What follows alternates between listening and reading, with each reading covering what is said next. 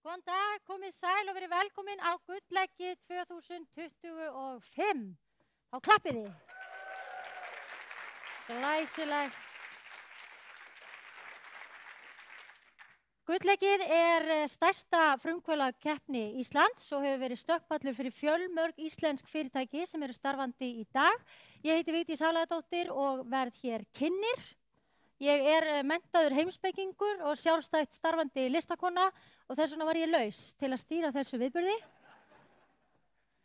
En aðeins til að staðsetja mig þá lék ég núna síðast í áramótaskaupinu Kristrúnu Frostadóttur og langar auðvitað bara að þakka 20% þjóðarinnar fyrir þetta starfstækifæri.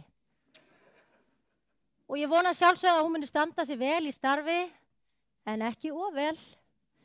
Svo ég geti gert grín að henni. En mér finnst bara svona mikilvægt aðeins að staðsetja mig vegna þess að ég hef lent í því að ég var fengið til að skemmta bara í ónefndu ráðuneyti sem að sér samgöngumál, skiptir ekki máli.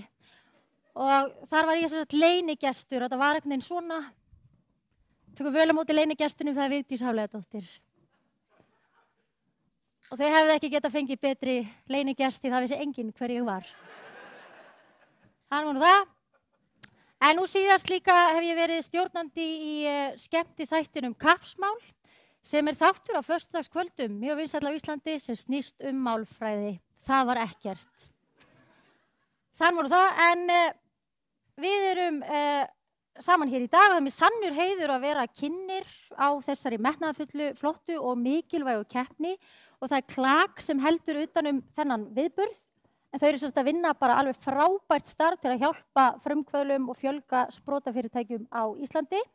Og í dag koma fram þau 10 teymi sem komust áfram úr forkeppninni og mér langar að óska ykkur innlega til hamingju og ég legg til að bara við klöppum aðeins fyrir þeim bara strax.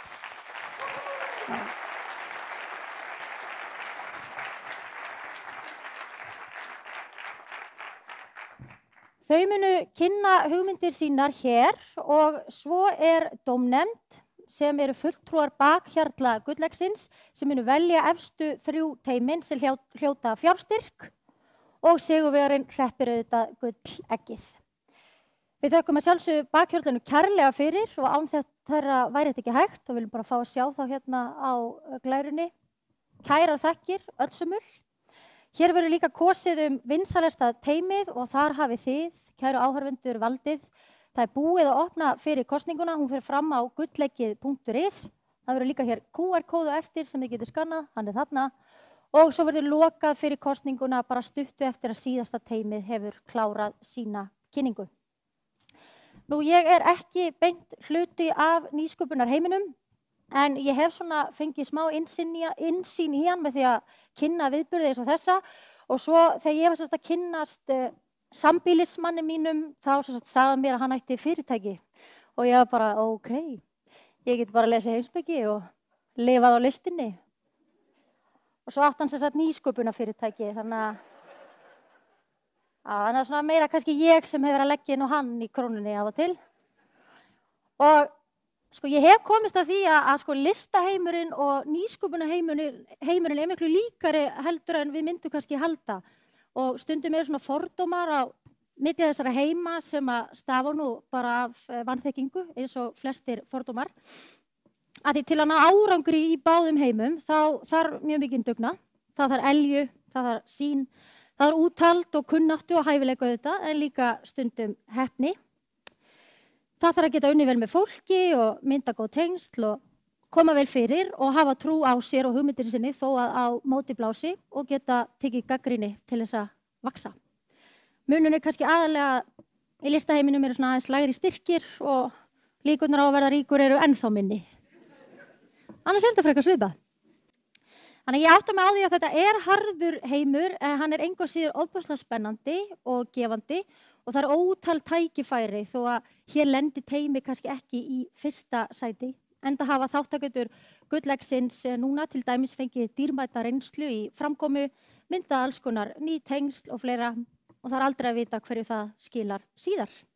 Mér langar aðeins að athuga hérna hverjir eru hérna megin, hverjir eru fjölskyldumeðlimir þeirra, má heyra.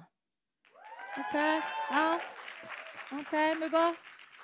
Einhverjir vinir í salnum? Ok, ég sá að fjölskyldan var líka að stimpla sér sem vini. Má ég heyra bara vinir? Ok, flott. Þeir eru góði vinir.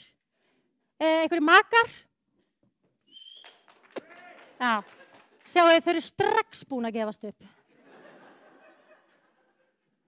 En ef ykkur vantar andlega stuðning þá er ég til staðar, þá má alltaf hringja mig. Má ég sjá hverjir koma hérna úr viðskiptalífinu? Já. Glæsilegt. Hverjir tengjast þessu viðburði ekki neitt og eru í vitlausum sal? Hjartalega velkomin. Við ætlum að fara að koma okkur að stað. Áður en ég fer yfir aðeins fleiri praktísk atriði, þá langar mig að bjóða velkomnar á svið Ástu Sólilju, framkvæmdastjóra KLAK og Jennu Björk, verkefnastjóra Gullleggsins. Velkomnar.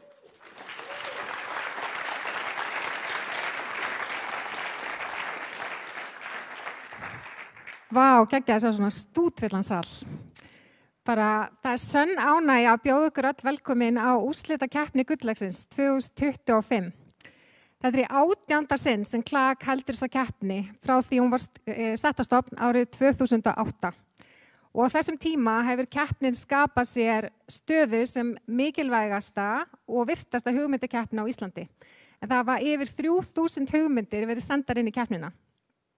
Þessar hugmyndir hafa verið sprottnar af eldmóði, sköpunarkrafti og þeim ótrúlegu hæfileikum sem Íslands samfélag býr yfir. Og 1000 einstaklinga hafa tekið þátt og gert hugmyndir sinnar veruleika, skapa ný störf og verðmæti fyrir samfélagið. Og dagurinn í dag er sannkölluð uppskeruhátíð. Við hjá KLAK við byrjum að undirbúa Gullleggið 2005 í september á síðasta ári með því og við hófum hana með hringferð landið þar sem við komum við á 11 stöðum til að kynna keppnina. Við heldum svo 2 risastórar vísindaferðir hérna í Grósku fyrir háskólanema til að kynna keppnina fyrir háskólanemum. Og talandi háskólanema, þá innleitum við nýjung í ár. Í byrjun árs þá heldum við í fyrsta sinn hugmyndarhraðhlaup Gullleggsins fyrir háskólanema, þar sem við buðum háskólanemum að koma hérna og til að leysa ýmsar áskoranir sem bakhjarla Gullleggsins standa frammi fyrir. Og hlutskarpasta hugmyndin hlaut sæti í topp 10 hér í dag. Það voru alls 219 manns sem skráðu sig í Masterclass Gullleggsins og það voru 61 hugmynd send inn í keppnina og það voru svo 80 manna hópur fulltrúar frá bakhjarlum, stjórn KLAK og starfsmönnum og bara nýsköpunarumhverfinu sem völdu teymin 10 sem munu keppa hér í dag og þau eru búin að vera löng og ströng vika hjá þeim, þeir eru búin að vera að þróa hugmyndina sína lengra og æfa pitsið og við hlakkum ótrúlega til að heyra kynningarnar ykkar á eftir. Já, bara alveg ótrúlega gaman að sjá ykkur öll. Takk kærlega fyrir að koma, þetta verður bara ótrúlega skemmtilegt. En til að Gullleggið verða að veruleika þarf ótal margar hendur á dekk. Ég vil þakka öllum þeim sem hafa komið að framkvæmd Gullleggsins. Það eru fyrirlesurum, fulltrúum í panel, rýnihópnum og dómnefndinni sem situr hér í dag, sjálfboðaliðum og háskólanemndum sem aðstóða okkur við skipulag og framkvæmd vísindaferðina. Að ógleymdri stjórn KLAK sem tekur virkan þátt í öllu sem snýr að keppninni og er ómetanlegur stuðningur. Hér sjáum við bakhjarla Gullleggsins í ár. En ekkert af þessu væri mögulegt án þeirra stuðnings. Þeirra stuðningur er ekki einungis fjárhagslegur, heldur taka fulltrúar þeirra virkan þátt í öllu ferlinu. 1000 takkir. Ég vil veita Landsbankanum sérstakar þakkir í ár, þar sem bankinn hefur nú 2-falda verðlaunaféð frá fyrri árum.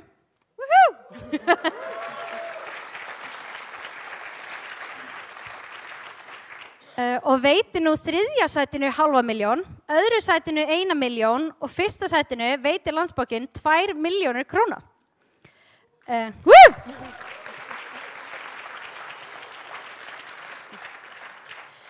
Bankinn er ekki einungis stærsti bakhjarl keppninnar, heldur hefur hann verið bakhjarl keppninnar frá upphafi. Við þökkum þeim fyrir þá tryggð sem þau hafa sýnt Gulllegginu nú í heil 18 ár. Bara risa þakkir til ykkar.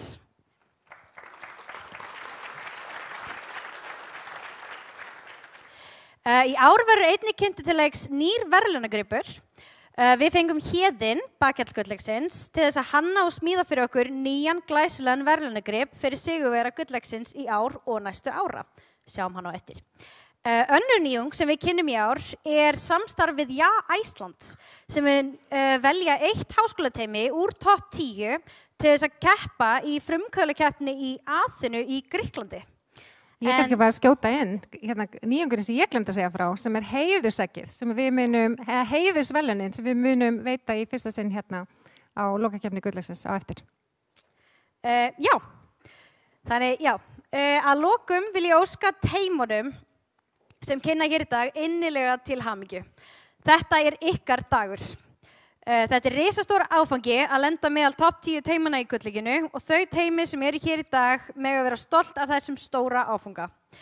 Við hjá Klak gríðarlega ánægð með þessi frábæru teymi og hlökkum sannarlega til þess að fylgjast með þeirra árangurssögum í framtíðinni. Bara takk fyrir okkur og góða skemmtun! Góða skemmtun!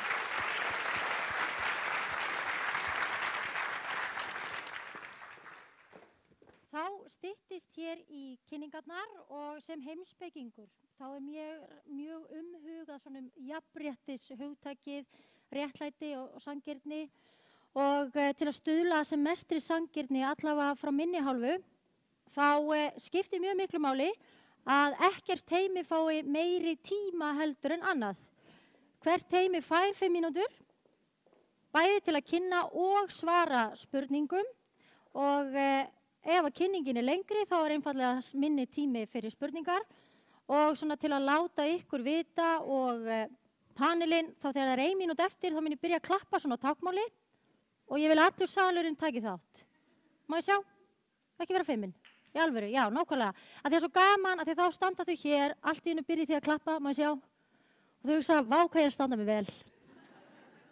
En nú verð ég að hætta. Skiljiði. Þetta lykilatriði og ég mun stoppa ykkur, en ég mun gera það af kærleika. En til að spyrja réttu spurningana, þá langar mig að kynna panel dagsins.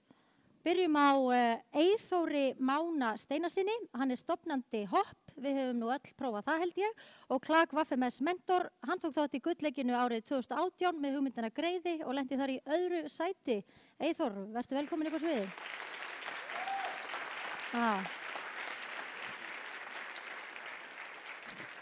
Það Hopp aðdáendur í salnum, heyri ég. Svo það Ragnheiður H. Magnúsdóttir, hún englafjárfestir og stofnandi Nordic Ignite. Vertu velkomin.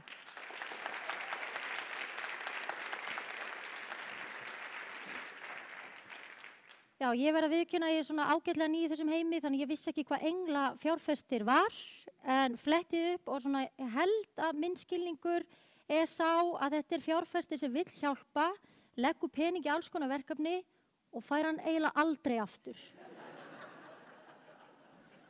Er það rétt túlkun? Já. Ok, ég að koma mér inn í þennan heim. En þá okkur ekkert að vanbúnaði. Það komið að fyrsta teyminu. Þeir munu fara með sína kynningu á ensku. Þetta teymið Huddle Hop. Please join me on stage. Welcome.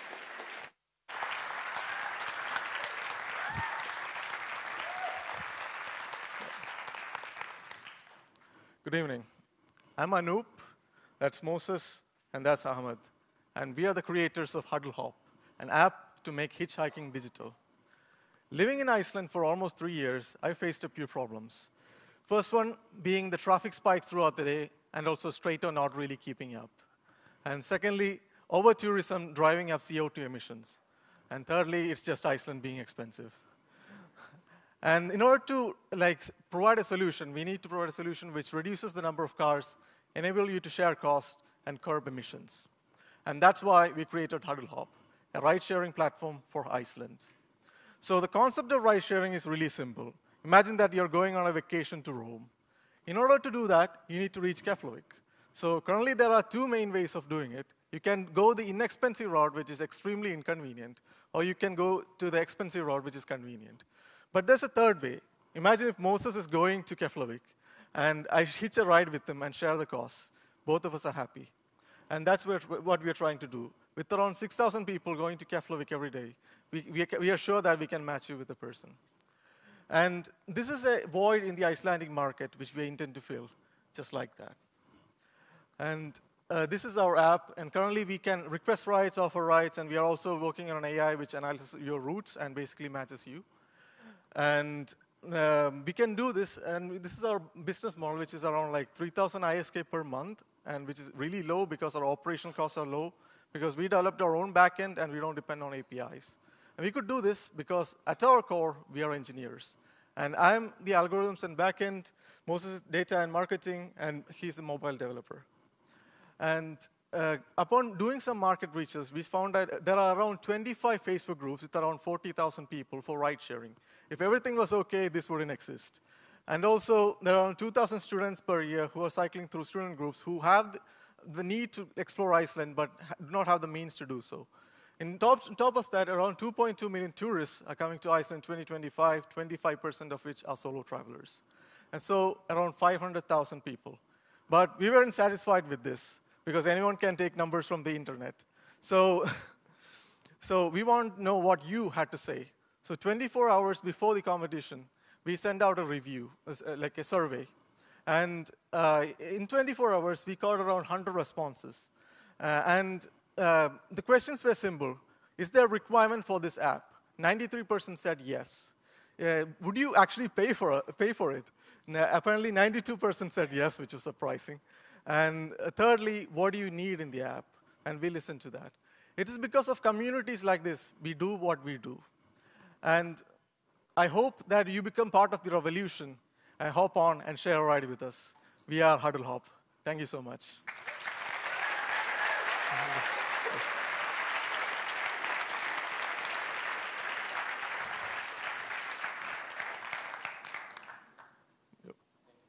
Yes. Thank you very much. Great pitch, and even with a few seconds to spare, I believe. My first question is about the driver compensation. What is my incentive as a driver to participate in your ecosystem? Okay, so like, in what sense? Like, if I'm driving someone, yeah. someone hails me, and yes. I am taking them Samferða, together with me. Sorry. What is my incentive to do this besides just having a fun passenger? So like, he would essentially share your fuel costs, mm-hmm. or like if you're renting a car and you're going somewhere like outside of Reykjavik, he would actually cover a part of that. Okay, so I'm, as a rider, I'm paying yeah. some money to yeah. be yes. shuttled around too. Makes sense. Have you looked into regulation about this? That is So, rules, you yeah. know what I'm talking about. Yeah, okay. So essentially, like, you cannot take a commission. That's what we are not doing. We are planning a subscription model so that you can use the app to connect with people. So basically, the app is free to search for rides and also offer rides, but in order to connect, you need to have the subscription. Mm-hmm. So that's the kind of model we're following. I mean more towards the driver element. So am I, as a driver, allowed to receive an income for driving someone else around in terms of, yes. like needing a BFR or something like that? True, but like, we don't offer in-app transactions. Okay. We just show that this is the amount you're should be paying. That's smart. That's how you circumvent it. That's good. I was thinking about the market. Are you only thinking about Iceland, or are you thinking abroad as so well? currently, our backend works with Iceland because Iceland is really small, and we are not looking at Google because that racks up a lot of like costs. So because of that, we are currently focusing on Iceland as of now. I'm curious about one more thing in terms of your technology. You said in your one picture that you are using offline routing, basically, yes. to not use Mapbox or Google yes. Maps. As someone who does a lot of routing with those services, yeah. I'm curious about that solution, because if you have really cracked that problem, I believe So your value is much higher than to do ride-hailing. So what we do is that we offload the compute, like the individual ride sharing, to the phones, mm-hmm. and we just do rider matching on the cloud. So, okay. and also, like, if you do, like, represent the Icelandic road network as a graph, mm-hmm. you can actually do this pretty easily. Okay, so you're downloading it offline and essentially processing it locally. Makes sense. So then you cannot compensate for traffic, I assume, or something like that. True. Yeah. Okay, that's a good trade-off. That is a good trade-off. Thank you very much. Thank you. Thank you. Það alltaf gott þegar fólk kemur hingað frá öðru löndum og bendir okkur á hvað betur má fara. Það svona meiri minna eitt bara að redda sér á Siglufirði, ekki máli. Ég ringi Sigga frænda, hann skutlaður í Borgarnes, þar býður á kantinu, þar kemur Kari sem var að vinna með mér einu sinni, pikkaði upp þar, keyrið þig áfram í Staðaskala, þar átti að býða 45 mínútur og þá kemur hann Sigurjón sem vann með mér í Hvalnum fyrir 14 árum. Þannig að það er gott að hér sé verið að hugsa í lausnum. Það komið að næsta teymi, það Pilot Blocks. Gjörðu svo vel.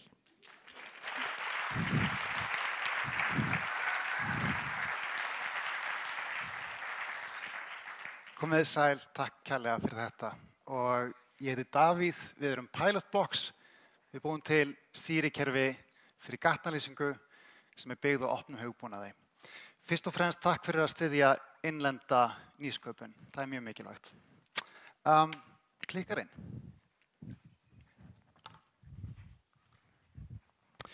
Nú, ég var að vinna sem rafvirki hjá Reykjavíkurborg og það var þá sem ég frétti það að það stæði til að skipta út stýrikerfunum fyrir gatnalýsinguna af því hún var gömul og var farin að bila. En það eina sem stóð til boða voru svokallaðar smart city lausnir sem voru bara lélegar og dýrar. Þannig að mér langaði að búa til eitthvað nýtt og bjóð til þetta stýrikerfi sem þið sjáu hér uppi og já, það bara miklu ódýrara og betra. Það líka sveigjanlegt, það gerir það sem að stýrikerfi eiga að gera og slekkur á ljósum á deginum og kveikir á þeim á nóttinni. En það býður líka upp á mjög mikinn sveigjanleika að búa til ákveðnar sérlausnir eins og að slökkva á götuljósunum í miðbæ þegar að flugeldasýningin í gangi á menningarnótt. Og hér ég að sýna ákveðna eiginleika kerfisins þar sem ég get farið inn í forritið og valið réttu stöð og valið manual mode og kveikja. Voilà, kveikt. Svo hérna í fjarska sjáu þið Viðey tendra til lífsins. Það mjög gaman að því að mamma mín, hún ólst einmitt upp á Viðey. Og þarna erum við komin í Viðey upphálsstöðina mína. Þetta búnaður sem að hvaða rafvirki sem getur tengt og hann bara fræst hvar sem Það mikill peningur í húfi, miklir peningar fari í rekstur og viðhald og það hægt að spara þar með því einmitt að bæta við sjálfvirkni og sér svona lausnum. Nú við bjóðum upp á áskriftamódel, þannig öflugum okkur tekjur og hérna verðlækningin okkar. Hérna dæmi bara lítið bæjarfélag sem með 3000 götuljósum, það sem myndi kosta töluvert ódýrara náttúrulega það að velja okkur og betra. Nú, tíminn núna að því að eftir að orkupakkin var samþykktur Alþingi sem Evrópulöggjöf að þá ákveðin frestur að færa alla stýringu og veitur yfir til sveitarfélaga. Þannig að já, við hérna komum vel út í sveigjanleika að því við byggjum á opnu hugbúnaði og erum ódýrastir. Þannig að bara takk kærlega fyrir okkur og já, endilega bara spyrjum við spurningar ef það eitthvað.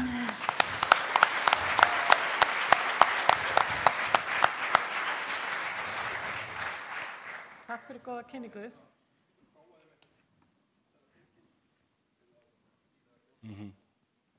Það voru að slökkva og kveikja hérna alveg hægri vinstri. Heyrðu, já, takk fyrir góða kynningu. Mér aðeins umhugað öryggismálin. Já. Ég gerir ráð fyrir því þið ætli fara út fyrir Ísland og fara með þetta út allt. Akkurat. Og ljós mikilvægt öryggistæki fyrir vegfarendur.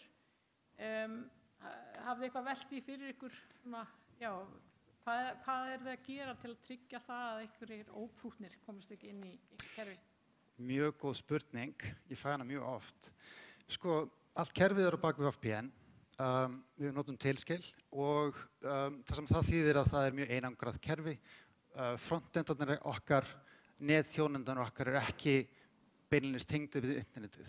Þeir fara í gegnum service, third party service sem eins og Cloudflare og GitHub Pages Og já, ég held að það sé upptalið, það allt innkryptað og það það sem að öryggisstaðlar í Evrópu fara að leggja aðaláherslu á, encryption og já, annað sem ég gæti farið út í en tekur of langa tíma. Mjög gott. Frábært, já. Takk fyrir góða kynningu og líka geggja demo. Þetta alveg mjög svona bókstaflega áþreifanlegt. Nei, ég ekki að meina illa, sko. Þetta í alvörunni virkilega gott stöf. Okay. Elska líka að þetta sé FOSS hugbúnaður, allavega open source, líklega ekki fyrir nema og setja nota þetta í litlum skala. Mín spurning bara hvort ef við rætt þetta sem testkess við borgina, hefur við talað við eitthvað hjá Reykjavíkurborg eða, Við keyrum 10% af Reykjavíkurborg í dag. Nú þegar, ok. Já, 30 skápar, það eru 300 alls. Já. Ég sá að þið voru með gott dæmi 3000 ljósasveitafélag, en það hefur verið mjög gaman að sjá líka sérstaklega hvað pilotmarkaðurinn ykkar nú þegar að spara. Fyrst þið eru með þetta pröfuverkefni, ég náði því ekki einhvern veginn úr kynningunni. Hann náði því ekki, en kannski skilur hann það seinna.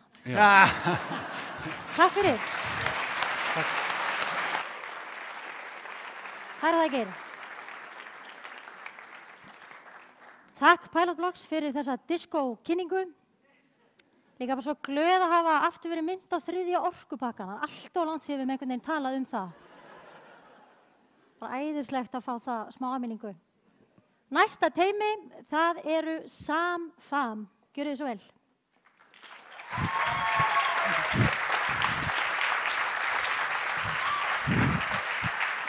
Komið sæl, ég heiti Kristín og þetta Brynja og við erum teymið á bak við SAM-FAM.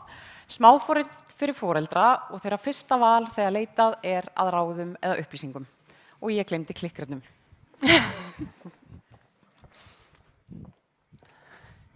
Vandamálið upplýsingaóreiða.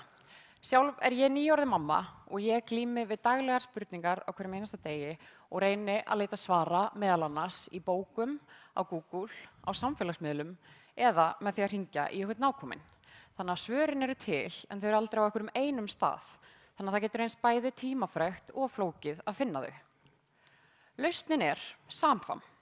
Smáforrit sem að sameinar samfélag, fræðslu og viðburði allt á einum stað. Markaðurinn okkar eru foreldra barna á aldrinum 0 til 9 ára sem að nota samfélagsmiðla. 50.000 foreldrar notast við Facebook-hópa á Íslandi, en flestir finna fyrir óáreiðanleika og endurtekningum í svörum.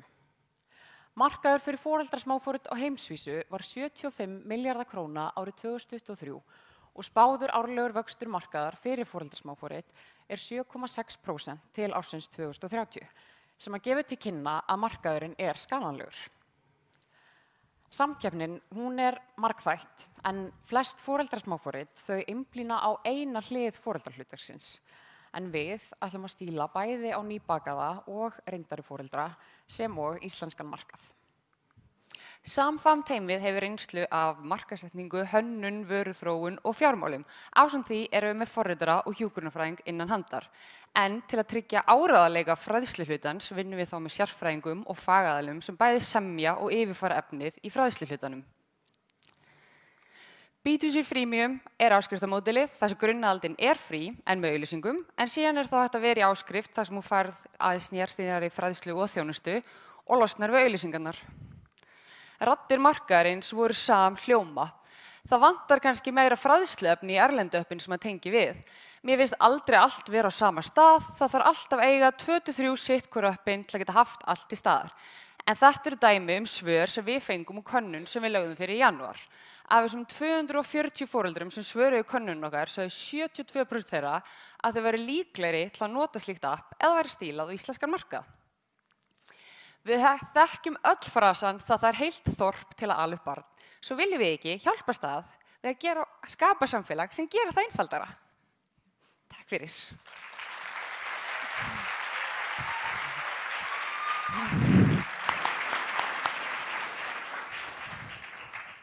Takk fyrir kærlega, mjög skýrt. Stóra spurningin sem ég hef bara hvað go-to-market strategíin ykkar væri. Hvernig ætlaði að kynna þetta fyrir nýbökuðum foreldrum og hvar?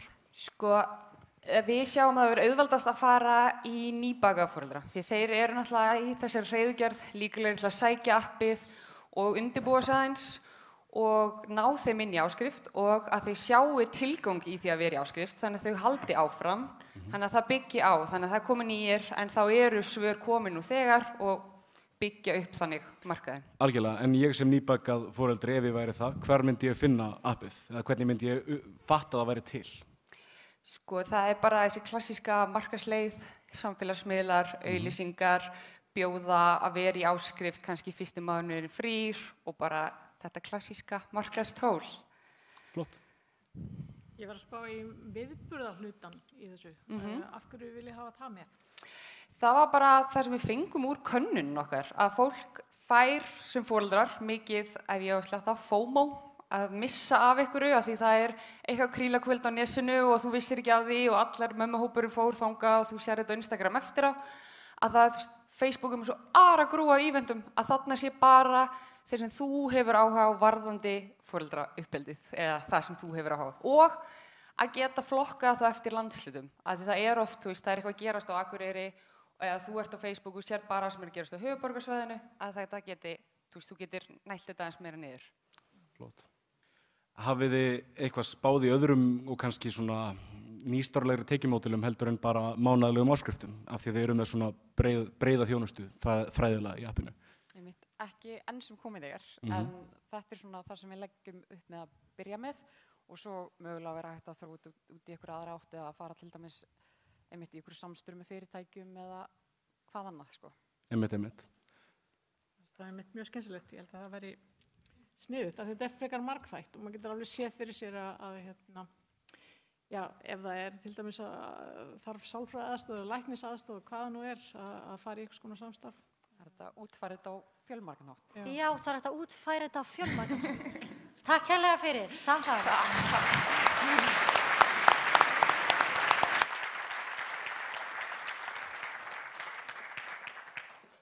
Samfam var greinilega með fam í salnum, það kom sérstaklega mikið klapp núna. Við höldum áfram, þetta teymið sem að kalla sig Viti. Gjörið svo vel.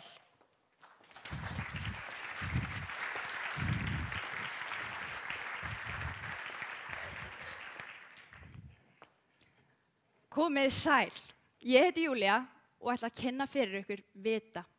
Hugörvandi leikjaforrit með það marki að grípa fyrr inn í heilabilin.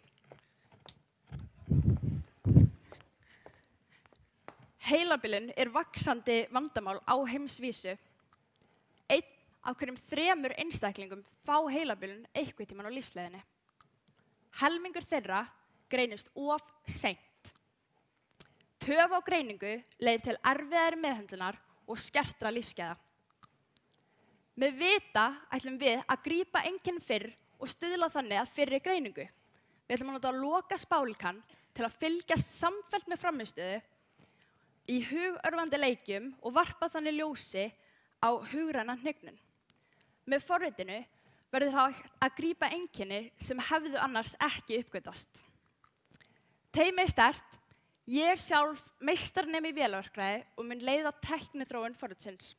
Með mér eru Fehima og Katla, 15 árs læknanemar, og Fehima gerði einnig BS rannsóknarverkefni sitt heilabilin. Svo Ingibjörg arkitekturnemi sem mun leiða hönnun forritsins. Við erum með öflugt ráðgjafateymi á baku okkur með helstu sérfræðingum landsins í heilabilin. Markaður fyrir hugræn þjálfunarforrit stór og vex ört. Spáð að markaðsvöxtur verði 23,5% á næstu árum. Markaðshópurinn okkar heilsumeðvitað fólk sem hefur áhuga að fylgjast með hugrænni heilsu. Samkeppnin hugörvandi leikjaforrit en þau hafa áhersluna að viðhalda virkni en ekki að snemgreina og svo prófa upplýsingar á netinu en þau óeinstaklingsmiðuð og taka ekki með að því hvernig þú varst í gær eða fyrir ári. Okkar sérstaða við erum skemmtilegt leikjaforrit sem að notar samfellda og einstaklingsmiða vöktun með það markmiði að fólk greinist fyrr. Við ætlum að bjóða upp á ókeypis útgáfu með daglegum leikjum, greiningu á frammistöðu og fræðslu og svo 700 kr. Mánaðarlega áskrift með aðgengi að fleiri leikjum, dýpri greiningu og sérsniðinni fræðslu. Þetta tímalínan okkar. Við erum langt komin með frumgerð og ætlum að gefa forritið út eftir ár. Við ætlum svo eftir 2 að gefa út premium áskriftina og eftir 3 stefnum á erlendan markað. En þetta er framtíðarsýnin okkar. Við ætlum að byrja með skemmtilega leiki og sýna gróft yfirlit frammistöðu. Og með áframhaldandi rannsóknum og leikjaþróun ætlum við að þróa öflugt spálíkan sem að verður jafnvel hægt að nota sem klínískt hjálpartæki. Svo stefnum við á FDA samþykki og þaðan eru möguleikarnir margir. Til dæmis var hægt að bjóða upp á hraðferð í gegnum greiningaferlið, fylgjast með einkennaþróun einstaklinga sem eru með heilabilun, eða jafnvel að nota þetta í lyfjarannsóknum til þess að fylgjast með þróun lyfsins og hvernig það hefur áhrif á einstaklinga. Við erum viti og stöndum vörð heilan. Takk fyrir.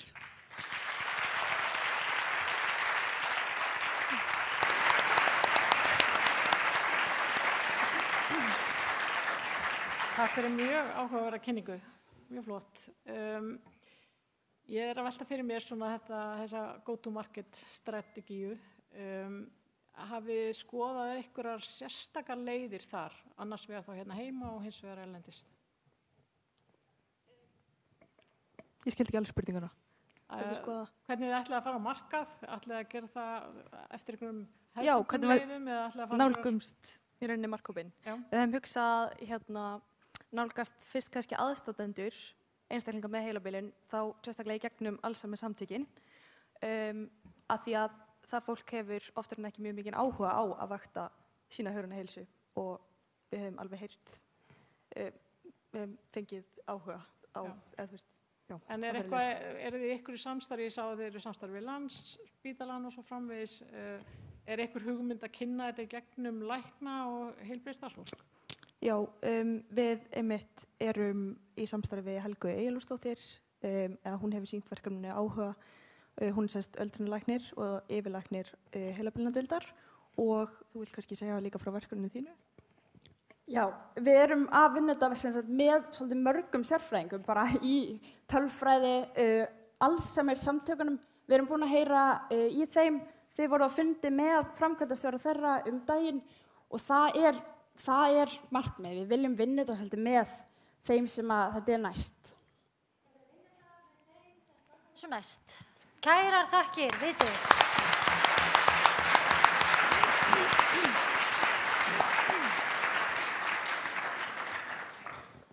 Kærar þakkir, ég sé strax að ég mun halda þessu niður því bæði hef ég ágjörð því að verða heimskari með TikTok-skrolli og svo er ég með mikinn heilsukvíða, þannig að þarna slær þetta 2 flugur í einu höggi. En ég sé að næsti fyrirlesari er mættur á svið. Þetta er Vital Sync. Gerðu svo vel. Já. Góðan daginn, ég heiti Gústaf og þetta er Kristján og við erum teymið Vital Sync. Og við erum að þróa tæki með því markmiði að lengja sjálfstæðu búsettu aldraða. Nú vandamáli, við könnumst öll við það, sjálfstæðu búsettu aldraða er krefjandi og þar að vera langstærsti áhættuþátturinn. Bara árið 2022 dóu 40.000 einstaklingar í Bandaríkjunum vegna falls. En þrátt fyrir þessar sláandi tölur eru aðeins 10% einstaklinga yfir 65 að nýta sér einhvers konar öryggisbúnað á heimilinu. Nú lausnin er að innleiða tæki betur inn í rútínu aldraða. Með að innbyggða mælitækna inn í fatnað getum við lágmarkað lífstílsbreytingu hjá einstaklingi. Notandinn klæðist einfaldlega tækinu, þværa hann í svona venjulega þvottavél og getur svo hlaðið hana á þráðlausu móti. Nú ef fall á sér stað eða öndun verður óreglu er sjálfvirk tilkynning send á aðstandendur eða viðbragðsaðila. Nú okkar viðskiptamódel, það byggist að selja til þjónustaðala á heima- og hjúkrunarmarkaði. Einu bjóð upp á áskriftamódel á okkar skýjaþjónustu þar sem öll gögnin notandan er hýst.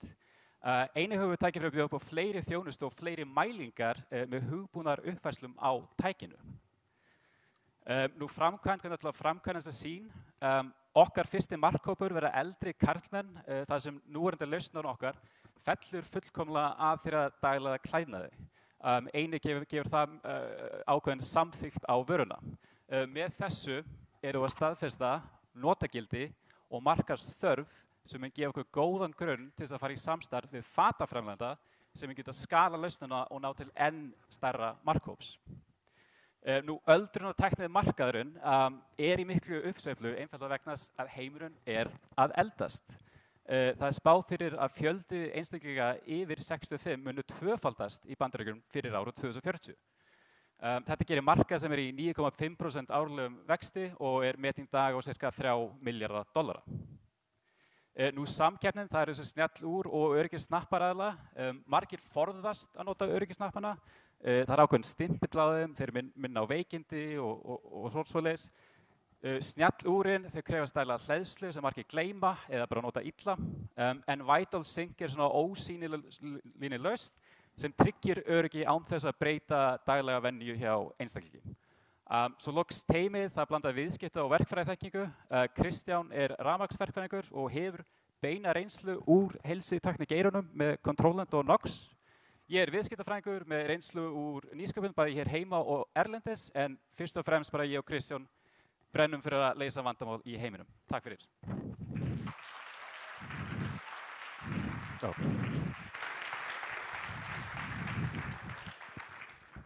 Já, ég vil benda það að við verðum hérna með básun okkar fyrir utan á eftir, þar sem við verðum með smá tech demo, endilega komum og kíkja á okkur.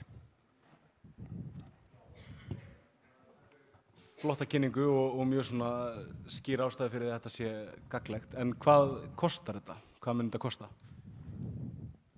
Lausnirnar á markaðnum núna kosta í kringum svona 50-60.000 og það svona, við telja mjög geranlegt að komast undir þann kosta. Já, þannig að þið ætla að staðsetja ykkur ódýrar heldur en það sem til nú þegar. Já, svona svipuð í þeim geira, við erum ekki svona, eins og segja, við erum ennþá, það ekki alveg svona, myndi ekki segja að vera komin nákvæmlega skýr mynd á það. Það svona þá eftir að koma skýrir í ljós þegar við munum, komast nær notendanum og þess að þegar þetta kemur.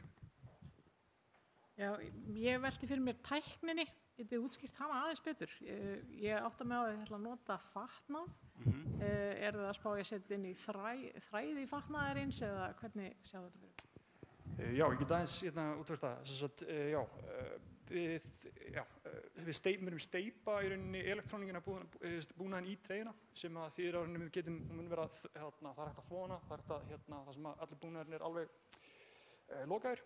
Og þetta í rauninni, við erum með, við erum búin að, það hægt að koma tækninni niður á það stað að þetta tæki sé kannski það bil 4-5 mm þykkt, svona eins og svona plástur eða þannig sem að situr á bólnum. Það það skýr mynd hvernig við getum útfært tæknina, og pródútífi vinnslu. Ef ég væri 65 pluss kallmaður og ætlaði að fara að fá mér svona, væri ég þá að kaupa mér marga bóli? Já, þú myndir þurfa að vera með nokkur eintök, kannski 3-4 eintök. Það sem þetta í rauninni, þú þyrftir að skipta þá út bara þá sem undirfatnaði sem þá nærbólur eða stautarúmbólur. Það þá eina það sem þú þyrftir að skipta. Þú þarft ekki að skipta út öllu fataskapnaðinum. Þarft ekki að skipta út öllum fatnaðinum og eiga nokkra bóli. Kærar þakkir, Vital Sync. Takk fyrir. Ýmislegt sem gerist hérna baksviðs, en ég búin að skipta 3 sinnum með mikrofón. Heyrist sæmilega í mig núna. Flott. Við erum hálnuð með kynningarnar. Má heyra hvernig stemningin í salnum? Læsileg. Hvernig stemningin hjá panelnum? Það er slegt. Hver svona uppáhaldshugmyndin ykkar hingað til? Nei, djóka. Bara djóka. Já, 5 kynningar eftir. Hljóðmálin eru öll að verða betri. Þá bjóðum við bara næsta teymi á svið. Hvað nú? Gjörið þið svo vel.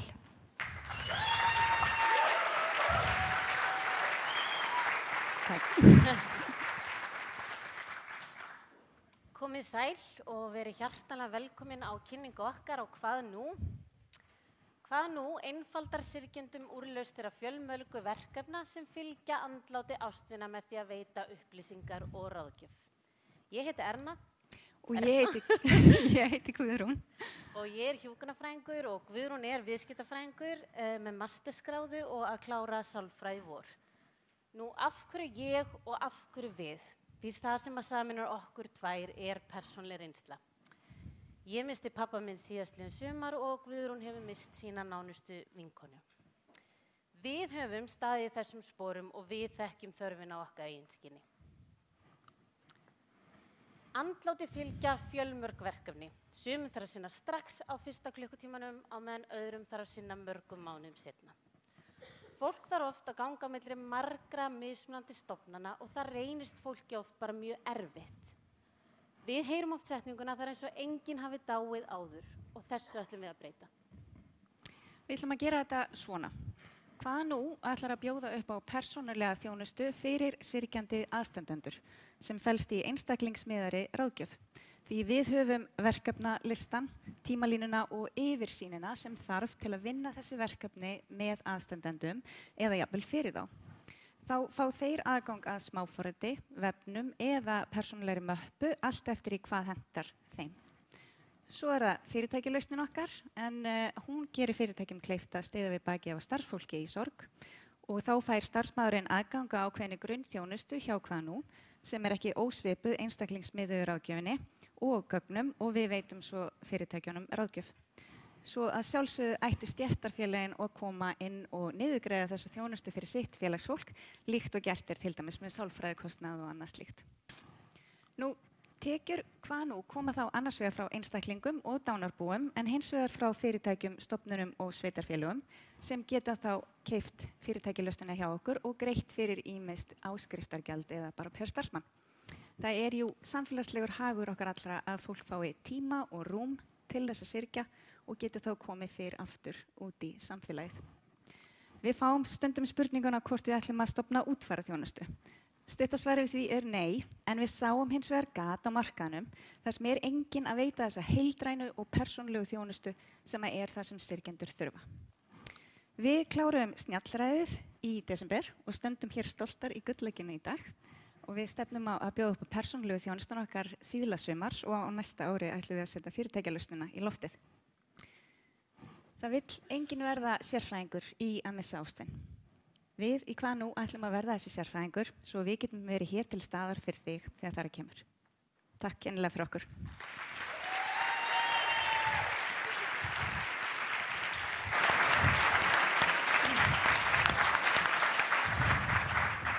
Hæ. Byrja ég? Þú veist. Takk fyrir kynninguna, mjög góð. Sko, ég veit ekki hvort ég hef kynnt ykkur Death Tech en það actually a thing. Ég komst að því fyrir árið síðan. En ég sem sagt ekki þessa reynslu og veit hvað þetta mikil frumskógur, þannig að bara vel gert og þessi að speglur í þessu. Það sem dettur í hug sko, það eru svona nokkrir þættir sem ég veit ekki hvort þið hafi pælt í, eða væri gaman að heyra.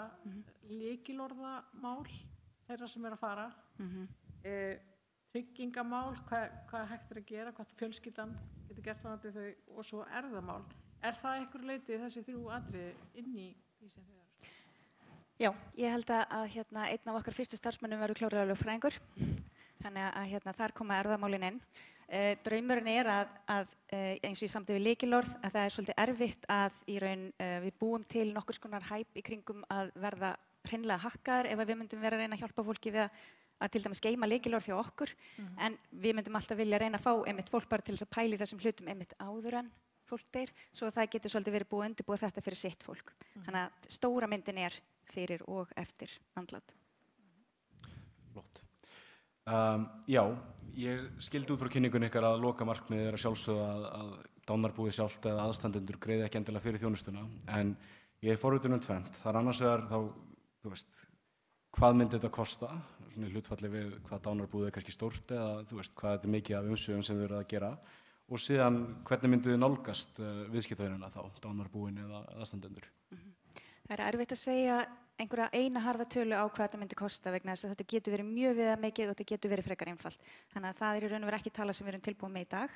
En draumurinn við að nálgast þessa aðila í raun að fara í samstarf með eins og spítalunum og hjúkrunarheimilunum og þeim öllum þar sem við komum með bækling sem mun hjálpa fólki í þeim sporum þegar það missir að því í dag eru þessir bæklingar þessi fyrstu svona sem að grípur fólk ekki nógu gott. Bæklingarnir sem grípa fólk eru ekki nógu góðir. Samstörf við spítala. Takk fyrir. Kærar þakkir. Kærar þakkir. Kærar þakkir. Mér finnst rétt að taka fram að ég hef ekki unun af því að grípa frammi fyrir fólki. En rétt skal vera rétt. Nú, við höldum áfram. Næsta teymi er tilbúið. Samvís. Gjörið þið svo vel.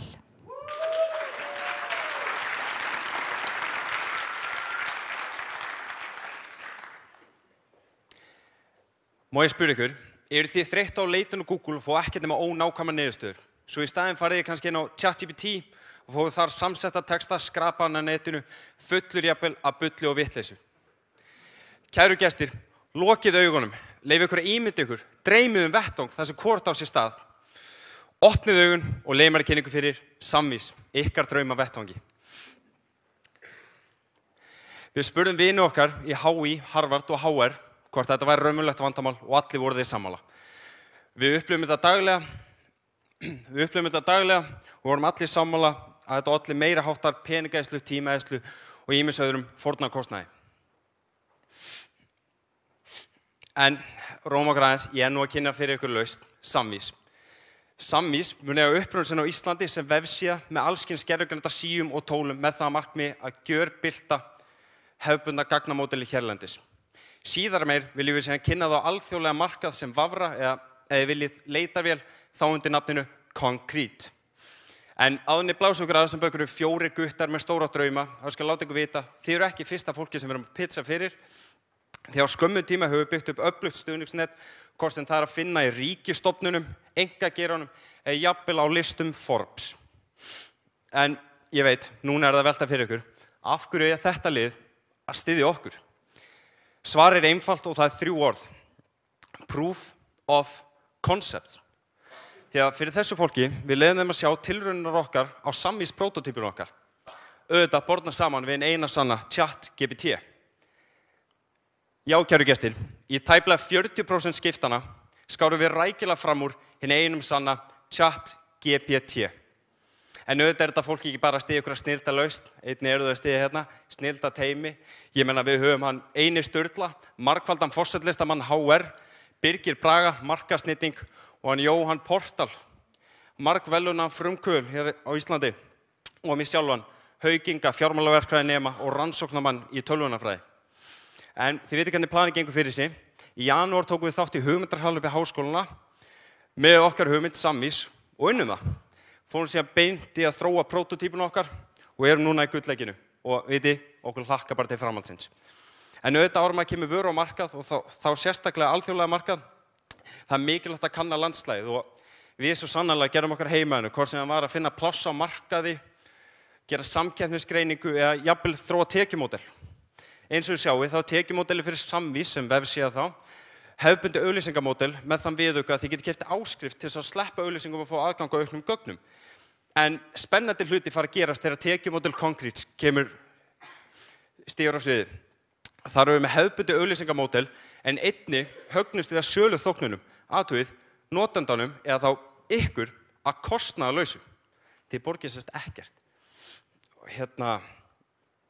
En lykilmáli er að við höfum trú, stuðningsnetið okkar hefur trú og spurningin er bara, hafið þið trú og ætlið þið að hjálpa okkur að gera gögn aðgengilegri, einfaldari og áreiðanlegri. Takk fyrir.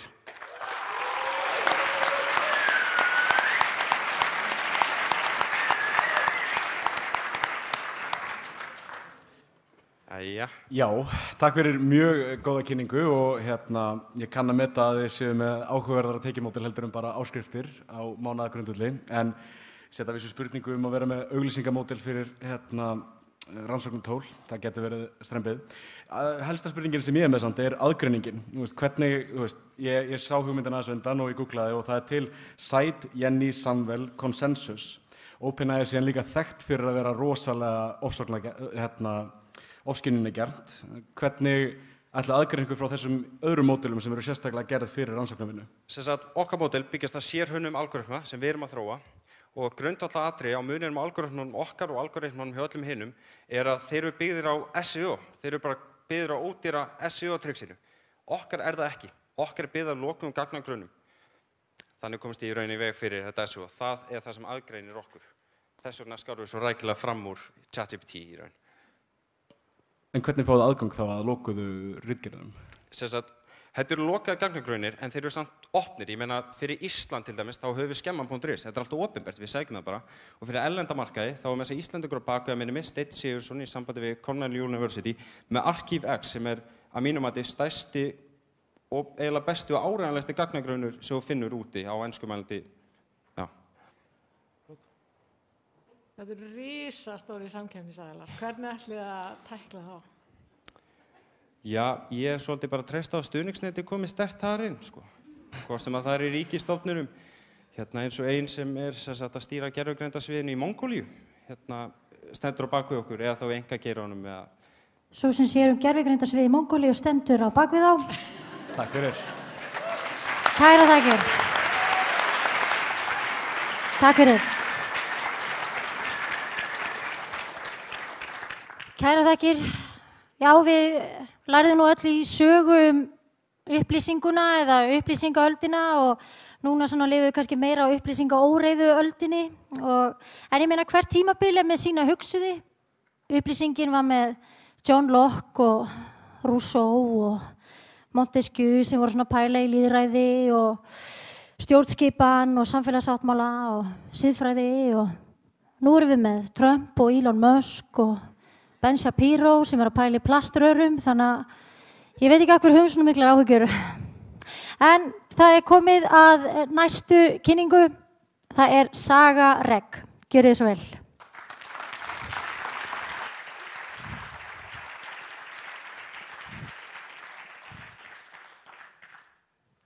Góðan daginn, ég heiti Ómar Ingi og þetta er Guðjón. Og okkur finnst fátt fallegra en að einfalda flókna ferla. Og þess vegna stofnuðum við Saga Reg. Einn allra flóknasti og mikilvægasti ferillinn í lyfjageiranum er umsóknin markaðsleyfi. En þá þarf að safna saman aragrúa af upplýsingum bæði þróun og gæðaprófanir lyfsins og koma þessu saman í eitt skjal. Skjalið heitir dossier. Ég meina að þið getur bara rétt ímyndað ykkur umfangið. Þú þarf að taka saman upplýsingar langt aftur í tíman til þess að skrifa 1000 blaðsíðna skjal sem er með undirkafla eins og 32R116. Ég meina, hvað getur verið vandamálið? Ég meina, þetta eru mjög langar tímalínur við dossierskrifin og mjög mannaflafrægt, bæði af beinum starfsmönnum og utanaðkomandi aðilum. Svo eru náttúrulega bara áhætta á villum vegna handvirks, innsláttar og gagnaflutnings og svo þarf að breyta dossiernum eftir hverju markaðssvæði. Lausnin okkar tekur inn gögn og rannsóknarskýrslur og nýtir síðan gervigreind til þess að búa til fyrstu drög að dossiernum og gera þetta samfellt yfir allt þróunarferlið. Og það sem að gera líka er að sjálfvirkt staðfesta gögn og breyta dossiernum sjálfvirkt á milli markaðssvæða. Þetta mun leiða til styttri tímalína, færra starfsfólks og aukins öryggis. Og við erum teymið til að ná þessu fram. Ég er að klára BS-próf í rafmagnsverkfræði og sérhæfi mig í gervigreind.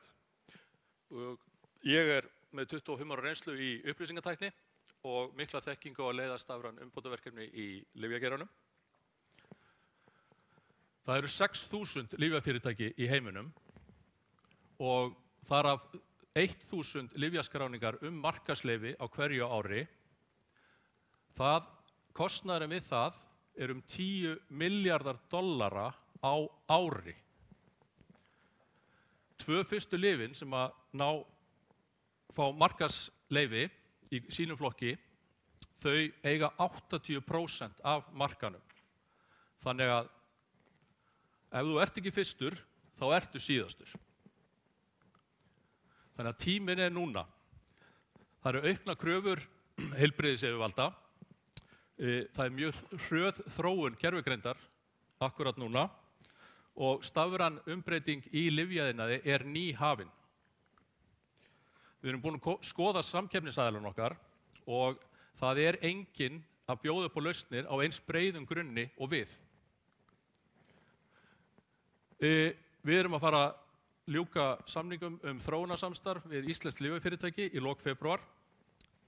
Frumútgáfa kemur í maí og í sumar ætlum við að leita eftir fjármögnun til að koma vörun okkar á stað.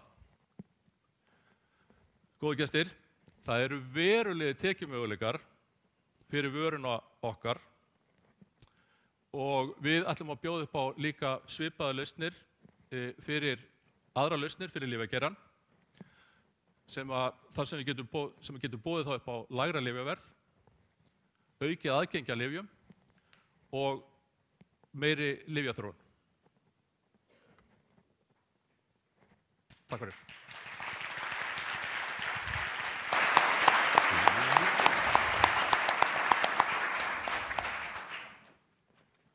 Ég byrja? Já. Já, ég forvitin tekjumódelið. Hvernig ætlaði að hafa það?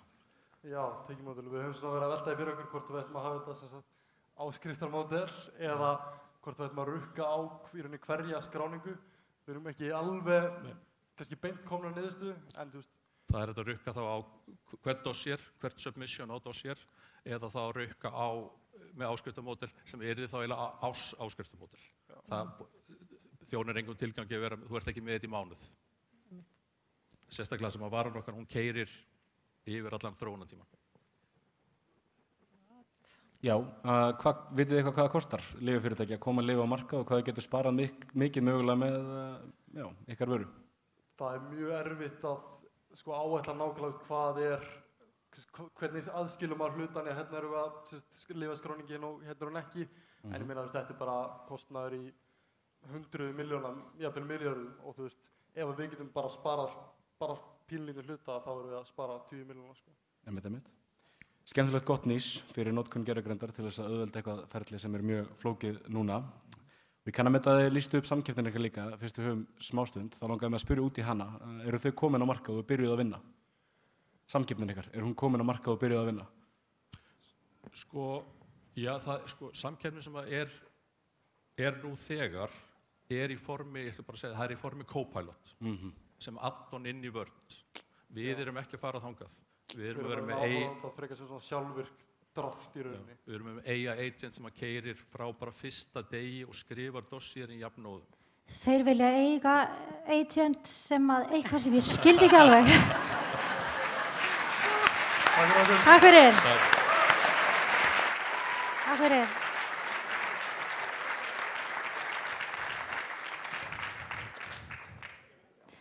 Ég veit að hugsa þetta, nei, þeir eru ekki feðgar.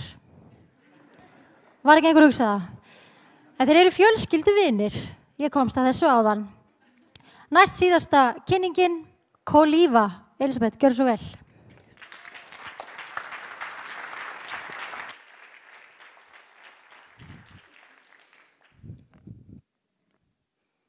Komið í sæl. Hvað er Coliva? Coliva er kollagenmunnpúðar sem græða og styrkja tannholdið, án aukaefna og nikotíns.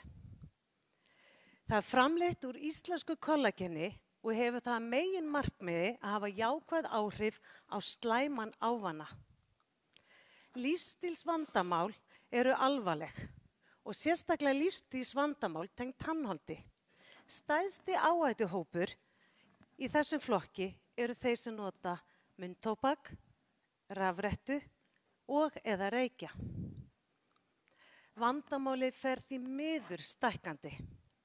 16% Íslendinga 18 ára og eldri nota nikótínpúða, 10% nota rafrettu og 6% reykja.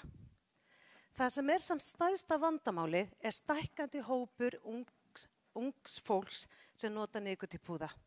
40% karlmanna og 18% kvenna.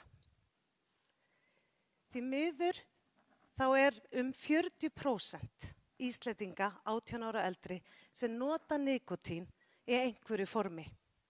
Það er 150.000 Íslendingar. Þessi Íslendingar er okkar markhópur. Lausnin okkar með Coliva er að varan okkar græði og síðast en ekki síst að hvíla notkun nikótínpúða. Sambærilega vörur á markaði eru margvíslegar. Frá heilbrigðisgeiranum eru þær sem læknar og tannlæknar nota, kollagen strips eða duft og við almenni neytendur erum að nota töflur, duft eða krem eða gel. En engin samkeppnishæf vara í formi kollagen munnpúða. Staða þekkingar góð. Við skoðum fjölmargar rannsóknir og niðurstöður úr ritrindi yfirlitsgrein sýndi að kollagen bæði grær og hjálpar vef að myndast að nýju. Við höfum einnig hafið samstarf við þróunarsamstarf við kollagenverksmiðju á Íslandi. Kraftaverk gerast með frábæru teymi. Sjálf heiti ég Elísabet Reynisdóttir og með MS í næringafræði og starfa sem næringafræðingur. Með mér Eyþór Arnar Ingvarsson sem hönnur og framkvæmdastjóri.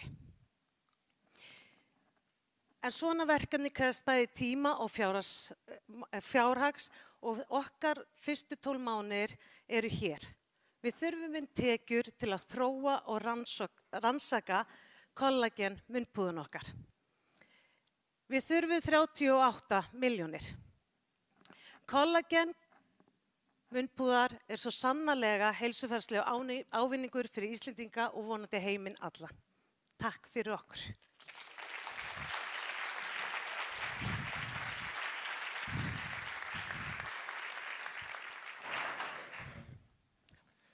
Já, herru, fyrsta sem ég langaði bara að spyrja annars vegar af þessum mitt 60% aðala sem að nota nikotínpúða núna, hafið þið spurt eitthvað hversu mörg þeirra myndu vilja kaupa nikotínpúða og ef svo hvað þau myndu borga fyrir það? Já, við höfum spurt kollagenpúða fyrir ekki. Og reyndar allir sem að segjast vilja vera viðskiptavinir sem við höfum talað við, en við höfum ekki gefið upp verð. Ok, hvað hafið séð fyrir ykkur að rukka fyrir það? Við sjáum fyrir okkur að aðeins ódýrari en nikotínpúðar, en örugglega ekki mikið ódýrari. Ok, frábært. Ég að velta fyrir mér svona framleiðsluferlið. Talar að vera komin í samstarf við aðila sem með kollagenið, en sjáu þið fyrir ykkur að framleiða þetta hérna heima eða fara erlendis með það? Já, algjörlega. Við viljum framleiða þetta hérna heima. Og við í góðu, þetta stór verksmiðja með fullt af möguleikum og þess vegna viljum við einmitt starfa með þeim. Okay. Og hvað sáu þið fyrir ykkur sölu á þessu? Ég fór að velta fyrir mér þetta á sömu stöðunum og nikotínpúðarnir eða þetta apótekin? Þetta verður vara sem fæst allstar.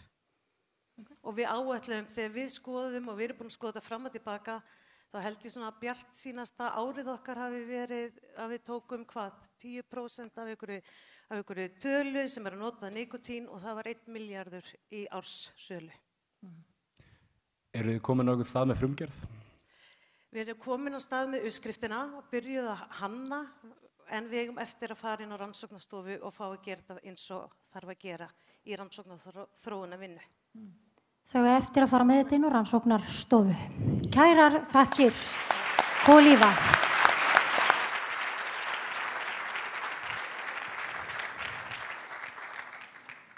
Ég get alveg sagt, ég vona að það gerist sem fyrst, svo ég geti lumað einum pakka til pappa míns sem fyrst. Það komið að síðustu kynningunni í dag. Bjóðum þær velkomna á svið, Planta.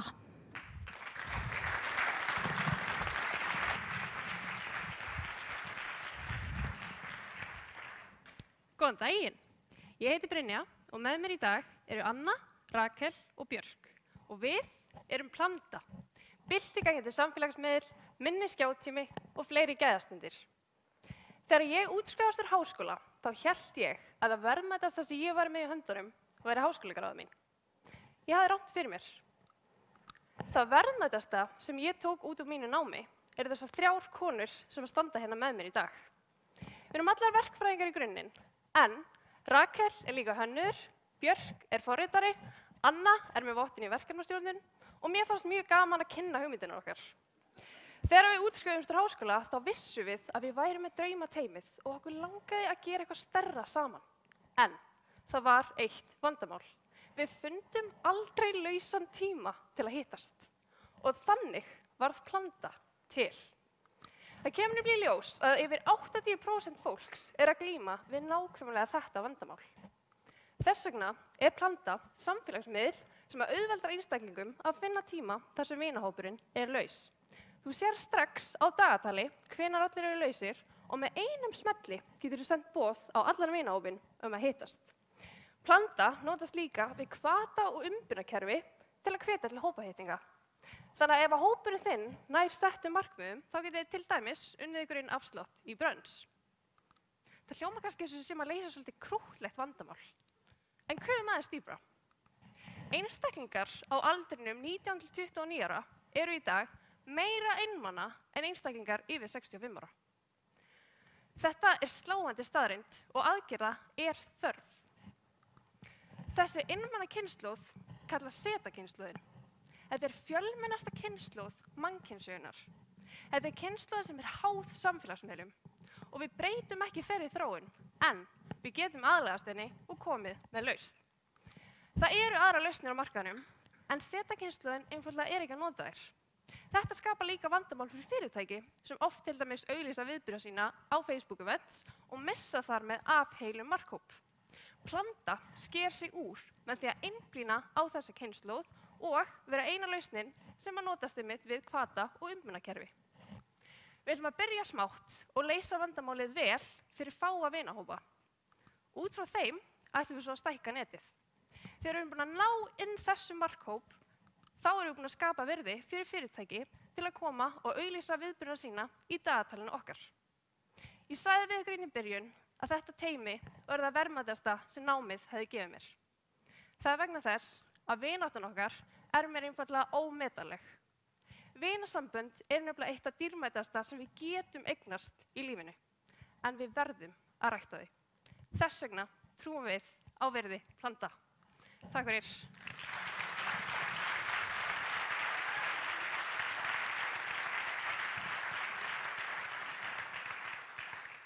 Takk fyrir. Mjög góða kynningu. Já, einmannaleiki, það er vissulega eitthvað sem þarf að tækla í okkar samfélagi, sérstaklega ungu fólki. Ég bara velti í fyrir mér hvernig þið ætla að hafa tekjumódelið í þessu. Munu hópar þurfa að greiða fyrir þetta eða sjáu þið fyrir einhver aðra leiðir? Herði, já, við ætlum að hafa bæði frítt módel fyrir notendur en einnig svona premium áskrift. Og þar inni ætlum við að hafa svona exclusive viðburði og bjóða upp á svona boðskort eins og að bjóða í ammali og svoleiðis. Já, og svo er náttúrulega aðaltekjumódel líka að fá einmitt fyrirtæki inn og við höfum verið í viðræðum við fyrirtæki sem eru nákvæmlega með þennan markhóp, Z-kynslóðina, og þau eru bara ekki ná til þeirra í dag vegna þess að þetta týnist bara rosalega mikið á samfélagsmiðlum og þeir eru ekki að inni og það er bara rosalega mikið þörf fyrir að auglýsa viðburði á öðrum stað. Já, hafið þið skoðað vegferð fyrirtæki sem minnur heitir Break frá Fractal 5. Það er mjög sambærilegt og ég mæli með að kynna ykkur það. Ég veit ekki alveg hvernig það fór en það getur verið einhverjar leksíur þar ef þið hafið ekki skoðað það. Það sem ég er forvitin er hvernig þið ætla að ná skriðþunga. Það sem ég hef séð er erfiðast fyrir svona samfélagsmiðla fyrirtæki og fyrirtæki sem reiða á network er bara hvernig þú nærð fyrsta fólkinu inn. Hafið þið séð eitthvað fyrir ykkur hvernig þið myndu fara því?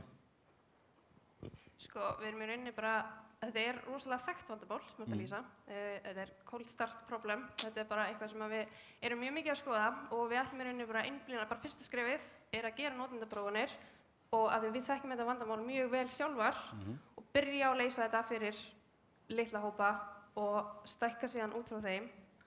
Og með því að leysa það vel fyrir þennan hóp að þá getum við byrjað að einblína fyrirtæki sem eru nákvæmlega með þennan hóp og svo væri já, en við fáum mjög mikinn áhuga frá alls konar hópum nú þegar.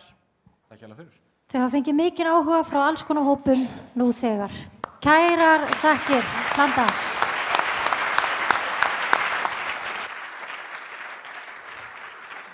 Kærar þakkir.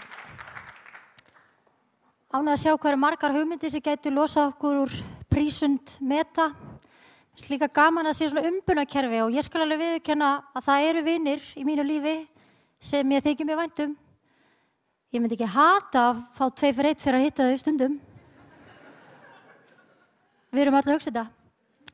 Þá er kynningunum lokið, ég legg til að við gefum þeim gott klapp, þessum glæsilegu teymum.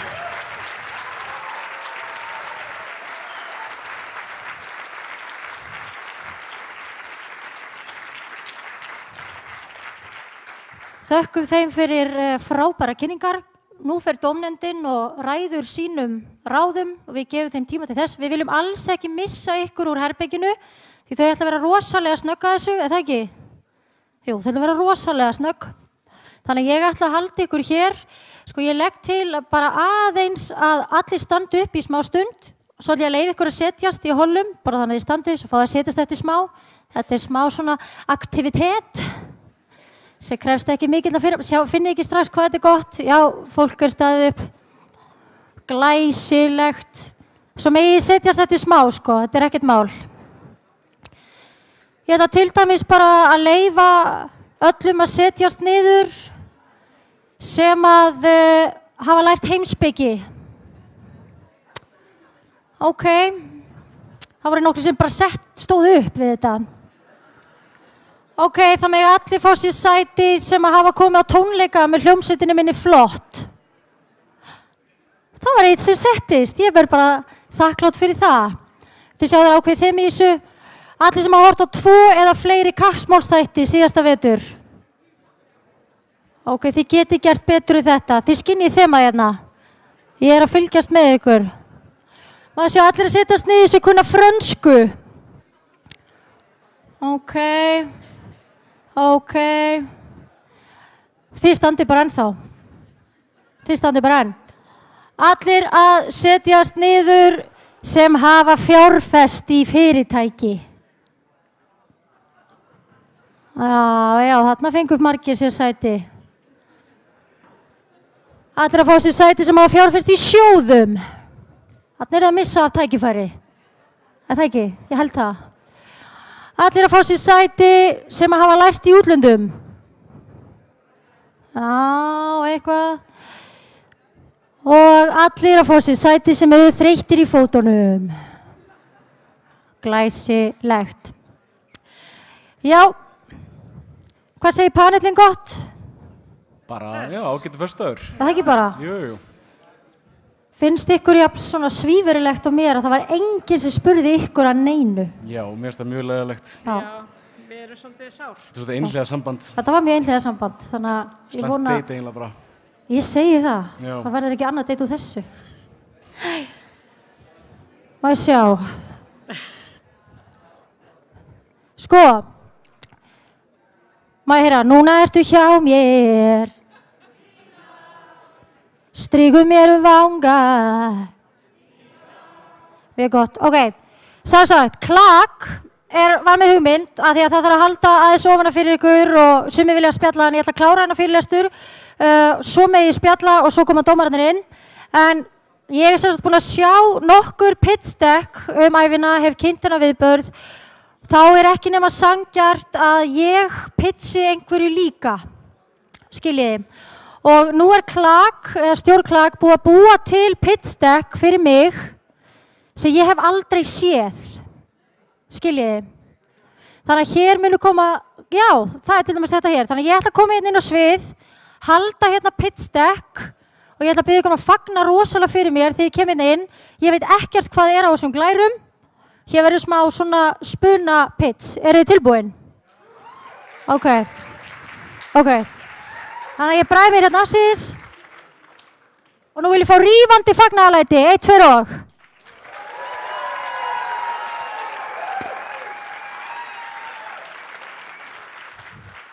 Takk fyrir.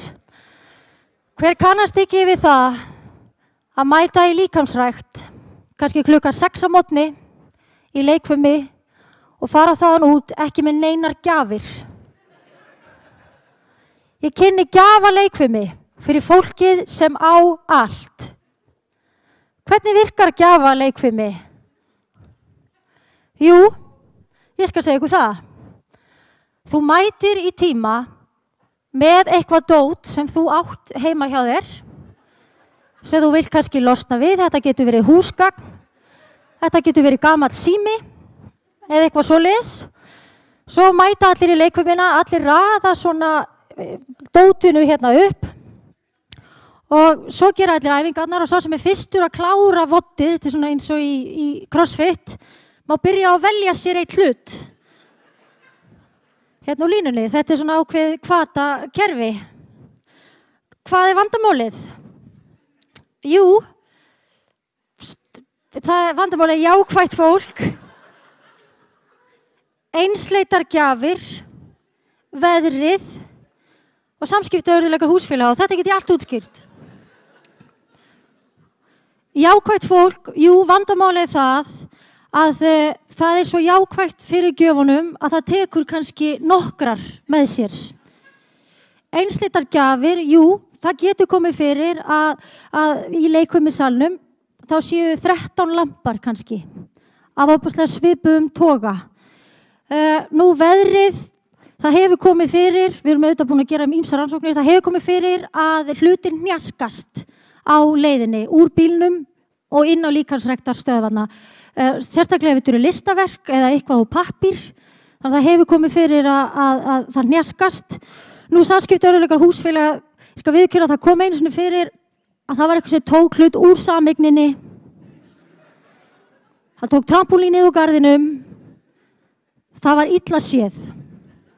Og við erum að reyna að passa að það gerist ekki aftur. Þróunin, jú. Þegar við byrjuðum með gjafaleikfimi, þá byrjuðum við hérna neðst. Við ákváðum að kynna þetta fyrst í bara litlum líkamsræktarstöðum. Við byrjuðum í Hress. Fólkið þar fannst þetta að vera óttalega mikið drasl, enda Hafnfirðingar sem eiga bara svona frekar fína hluti, þeir fannst þetta ekki þeim sambóðið, þannig að það hrundi aðeins þarna. Þá fórum við í vörklass sem eru svona meira dreifðar líkamsræktarstöðvar bara í ólíkum hverfum, alls konar. Þar var svona blússandi sigling og við erum að tala um að ungt fólk, sérstaklega hérna í Vatnsmýrinni, kom, gat tekið með sér sófasett, það gat tekið með sér borðstofuborð og þannig að þetta algjörlega rauk upp. Og eins og þið sjáu þá erum við bara hérna á hraðri leið upp með gjafaleikfimina. Nema, við erum öll að finna fyrir auknum vöxtum, er það ekki? Við erum öll að finna fyrir verðbólgunni. Hvað gerist? Jú, fólk er ekki að, það er febrúar, fólk er ekki mikið að mæta í líkamsræktarstöðvar akkurat núna og hefur verið, þannig að þetta vissulega hefur aðeins runnið að við erum bjartsýn á að þetta muni, þetta er alltaf komið í alvöru, trúið mér, sko, þetta mun, bara við reynum að vera jákvæð, þetta mun allt takast. Nú, byrju, já, og bara þarna voru, á hápunktinu, það voru 42 hlutir sem höfðu ratað á nýtt heimili og við erum bara stolt af því. Nú teymið, það er ekki verið endanum. Ég í forsvari, talskona okkar er Meryl Streep, sem er að reyna að agitera fyrir sig í Bandaríkjunum. Þetta er svona sjálfbærni hugsun og hún er mikil talskona náttúruvernd og að við hringrásar hagkerfið að sjálfsögðu. Svo er ég like this með Kristrúnu Frostadóttur. Ég sagði einfallega við hana, annarkvort verður þú með eða ég mun slátra þér í næsta áramótaskaupi. Og hún tók þátt. Við erum að sjálfsögðu með Guðmund Fertram. Hann er bara svona á kantinum og hann vildi ekki alveg bendla sig við þetta. Þannig ég setti bara mína mynd svona sérstaklega framalega. Svo eftir að ræða þetta við Eyþór. Ég var að hugsa hvort þið gætu farið í samstarf við hoppbílana. Þannig að fólk geti ferja dóti gjafirnar út í hoppbílinn eftir leikfimina. Hvað segir þú? Ef þú fær Meryl til að spyrja. Ef ég fær Meryl? Já, ekki máli, ég skal ringi hérna eftir bara. Nú, já, að sjálfsögðu, það þarf einhver að vera the leader. Og mér fannst ég af þessu teymi einhvern veginn vera hæfust til að vera forstjórinn, en ég kalla þetta ekki forstjóra, ég er prinsessa. Ég er prinsessa þessa fyrirtækis. Lausnin, já, lausnin við vandamálunum sem voru einhver, þau voru vandamál, já, það var, já, jákvæmt fólk, veðrið, já, við erum bara með lausnin við þessu. Nú, það sem við höfum gert er að við fengum bara fólk til að óska eftir í forritinu Eibler, sem það sem að skráis í líkamsrækta tíma, óska eftir ákveðnum hlutum. Bara ég væri til í nýja tölvu, Ég var til í sætan blómavassa og þarna gátum við komið til móts við þarfir þeirra sem voru, þannig að þú vissir, bara eins og í Pálinubóð þegar fólk skráir sig í skjal, það sé ekki allir með brauðrétt, skiljið. Þannig að þarna var komin ákveðin yfirsýn yfir hvað yrði í boði, hvað gjafir yrði í boði eftir leikumitíman. Þetta hefur gengið ljómandi vel. Hvað varðar húsfélags, ósættina húsfélaga, þá erum við komið bara í mjög mikið samtal við húsfélög. Við erum byrjuð á Vesturbænum, við erum að taka Breiðholti föstum tökum og það er bara alveg skýrlína hjá okkur, maður tekur ekki hluti úr sameigninni. Það er bara alveg skýrlína og þessu náðum við á með tíma að sjálfsögum með hjálp gervigreindarinn sem raðar gjöfunum upp. Er þetta dómnefndin? Oh my god, herru, það er æðislegt því ég er alveg verið búinn og þú veist, eins og þið sjáið, þá bara stefnum við bara framöndan, já, og við erum ekki að tala um einhverja venjulega gervigreind. Við erum að tala um alvöru gervigreind sem við notum til að flokka þessar gjafir. Þannig að ég hvet ykkur eindregið til að skrá ykkur í gjafaleikumi. Þetta er, þú færð að gera það skemmtilega áfram, sem að já, tíminn að verða búið. Kæra þakkir, þetta var pitstæki mitt. Takk fyrir það. Já. Ég tek ekki spurningar, ég er ekki þannig nýsköpunarfyrirtæki. Sko, þá er komið að bara við höldum hérna áfram, getur einhver slögt að þessu glærusjói. Já, þetta var nú gaman. Myndi ekki fjárfesta í þessu? Gjafaleikfimi. En nú er komið að þessu. Dómnefndin er hérna að koma sér fyrir. Það styttist í að við kynnum efstu 3 sætin. En áður en það er gert, þá ætlum við að kynna úrslit vinsældarkosningana. Svo verða veitt hér sérverðlaun þar sem bakhjörlum Gullleggsins gefst tækifæri til að verðlauna það teymi sem þau kjósa. Og við þökkum þeim aftur kærlega fyrir stuðninginn. Eru þið tilbúin? Er ekki stemning í salnum? Já. Þá kynni ég á svið Önnu Regínu Björnsdóttur, forstjóra Coca-Cola á Íslandi og hún vil veita hér vinsælasta teyminu, samkvæmt kosningunni, markaðsráðgjöf frá framkvæmdastjóra markaðsviðs Coca-Cola á Íslandi. Anna Regína, þarna ertu? Ertu tilbúin? Já, ég held það, er það ekki? Ég held það. Segð okkur nú, hvert er vinsælasta teymi Gullleggsins í ár? Það er Planta. Planta?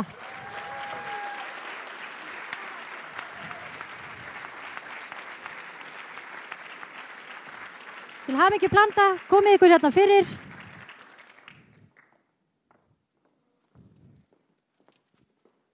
Þið fáið blóm, svo myndataka.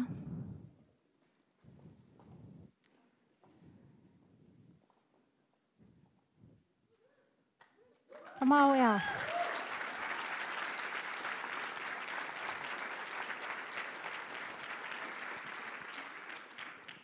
Til hamingju Planta. Þá er það önnur Anna eða Anna Guðrún Gunnlaugsdóttir fyrir hönd KPMG. Gjörðu svo vel, hvað er þú? Komdu hérna. KPMG hefur valið lið sem þau ætla að gefa 15 tíma ráðgjöf frá KPMG. 20 tíma, hendi 5 auka bara síðan ég fekk skjali mitt, æðislegt. Alltaf að splæsa. Og hvað er teymið það? Hvað nú? Hvað nú?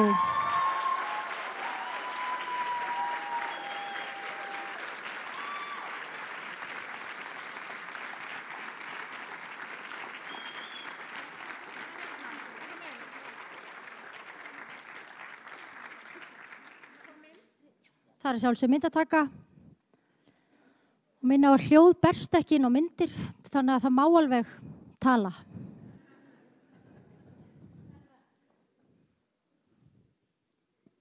Einilega til hamingju, hvað nú?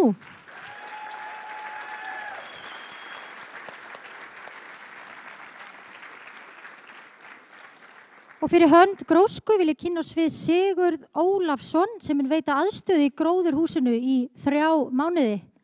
Og hver fær þessa aðstöðu? Pilot Blocks. Pilot Blocks.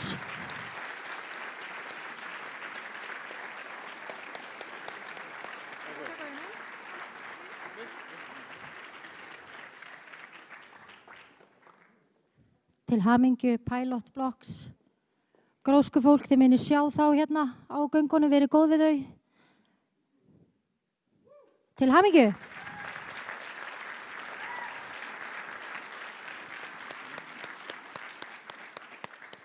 Þá vil ég bjóða velkomna á svið Petru Bragadóttur fyrir hönd Æsland og hún ætlar að segja hérna nokkur orð. Gjör svo vel, Petra. Takk fyrir. Já, kæru gestir. Petra heiti ég, eins og hún sagði, og ég framkvæmdastjóri hjá Ungu frumkvöðlum. En við erum sem sagt bara mjög spennt fyrir þessu nýja samstarfi sem við vorum að hefja núna við Klak og Gullleikið. Við höfum verið að halda úti fyrirtækjasmiði í 18 framhaldsskólum og svona 700-800 nemendur tekið þátt í verkefnum okkar vegum á hverja ári og ég alveg samfærð það að hér í þessum hópi eitthvað sem hefur verið hjá okkur. Í þessar keppni fyrirtækismiðuna þá fer vinnislið sem sagt í stóra eða bara stærstu nýsköpunarkeppni í Evrópu, Genie, en núna í fyrsta skipti förum við með vinnislið Gullleiksins á háskólastigi í þessa risastóru keppni og mun liði keppa fyrir Íslands hönd í Aþenu 1. til 3. júlí í sumar. Bakhjarlar ungra frumkvöðla standa strauma öllu kostnað fyrir vinnisliði til að þakka þátt og við bara þökkum kærlega fyrir stuðningin og þeirra væri þessi teimi ekki að fara út. Mér langar að biðja Guðfinnu Helgadóttur sem í stjórnar í Ungu frumkvöðlum og hefur verið hér í dómnefnd að koma til mín hingað. En hún ætlar að kynna hvaða lið það sem að fara út fyrir hönd þeirra sem hér í Gullleikinu. Það fyrirtækið Samvís.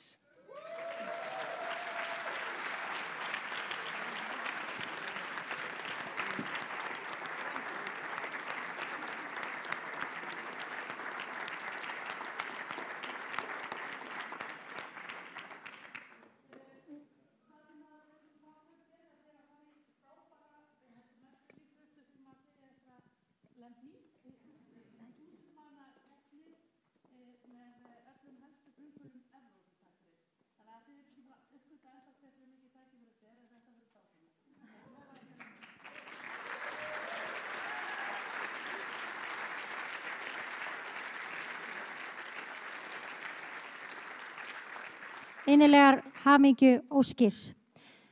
Já, þá viljum við kynna Landsbankann sem hefur verið tryggur bakhjarl Gullleiksins frá upphafi og mun veita hér vegleg peningaverðlaun. Við langar að kynna á svið Söru Pálsdóttur, framkvæmdastjóra samskipta og menningar hjá Landsbankanum og hér mun hún veita verðlaun fyrir 3. sæti Gullleiksins eða 500.000.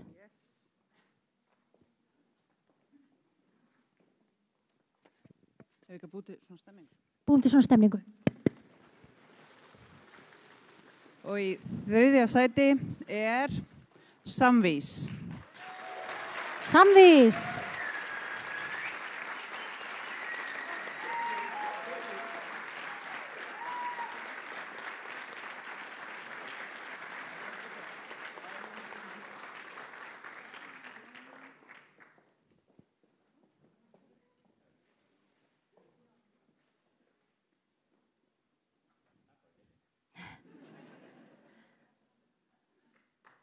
Til hamingju.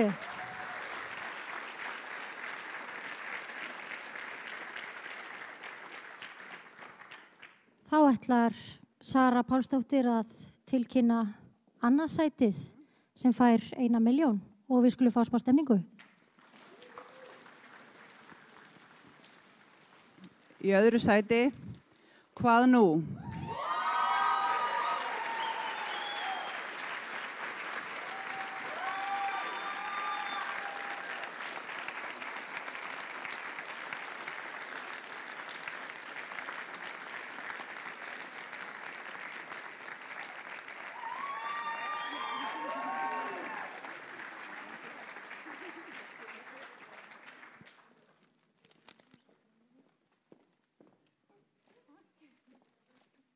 Aftur dauða þögn á meðan myndataka.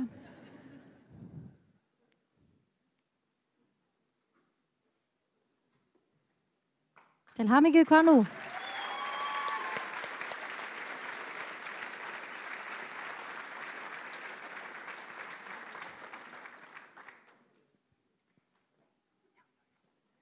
Sko áður en að við tilkynnum hver hlýtur gulleggið árið 2025, þá ætla ég fyrst að biðja Sigríði Mogensen, stjórnarformann KLAK, að koma upp á svið og veita heiðursverðlaun gulleggsins 2025. Gjörðu svo vel. Takk kærlega fyrir. Dásalegt að vera með ykkur í dag. Ég held að sé fjölgi á hverju einasta ári. Ég er búin að vera hérna síðustu ári og það er alltaf fleiri og fleiri í salnum. Og ég veit að þetta er líka beinu streymi á Vísi og það er mikið áhorf. Þannig að bara gaman að sjá okkur öll. Eins og þið vitið, þá hefur gulleggið verið stökkpallur fyrir fjölmörg flott fyrirtæki á Íslandi sem eru mörg hver orðin stór, vel stæð og búin að skapa verðmætt störf og dýrmætar lausnir fyrir samfélagið og útflutningstekjur þjóðarinnar.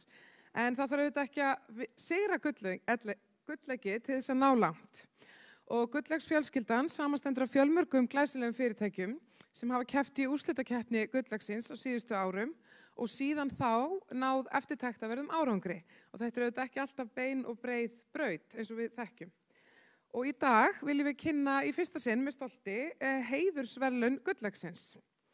Og framvegis á næstu árum munum við hjá KLAK heiðra fyrirtæki í úrslitakeppni gulleggsins sem hefur keppt gulleggið ekki orðið í fyrsta sæti en náð miklum árangri og vexti síðan. Og fyrstu heiðursverðlaun gulleggsins hlýtur fyrirtækið Menika sem var í hópi þeirra 10 hugmynda sem kepptu í úrslitakeppni gulleggsins árið 2009. Menika þekkja margir Íslendingar, allavega þeir sem vilja halda þétt budduna. En það veitir viðskiptavinum sínum aðgang að öflugu en einföldu heimilisfjármálakerfi sem flokkar færslur af greiðslukortum og bankreikningum sjálfkrafa og veitir viðskiptavinum jafnframt afslætti af verslun og þjónustu. Í dag starfa rúmlega 80 sérfræðingar hjá fyrirtækinu og þetta er auðvitað gríðarlega mikilvægt af því að hérna er verið að búa til háframleiðni verðmætt störf sem skiptir miklu máli fyrir hagkerfið okkar. Og ég ætla bara að bjóða hérna upp þá sem taka við verðlaununum fyrir hönd Menika og ekki neitt í sérstakri röð. Við sýnist þetta reynda að vera í stafrófsröð en það má ekki í borginni en við höldum okkur bara við það hér. Það er Ásgeir Örn Ásgeirsson, meðstofnandi og framkvæmdastjóri viðskiptastýringar. Já, er þetta í stafrófsröð? Ég er ekki alveg með á hreinu. Svolítið þreytt, loku vinnuvikunar. Það er Georg Lúðvíksson, meðstofnandi og hann reyndar ekki lengur starfsmaður en einn af stofnendum félagsins.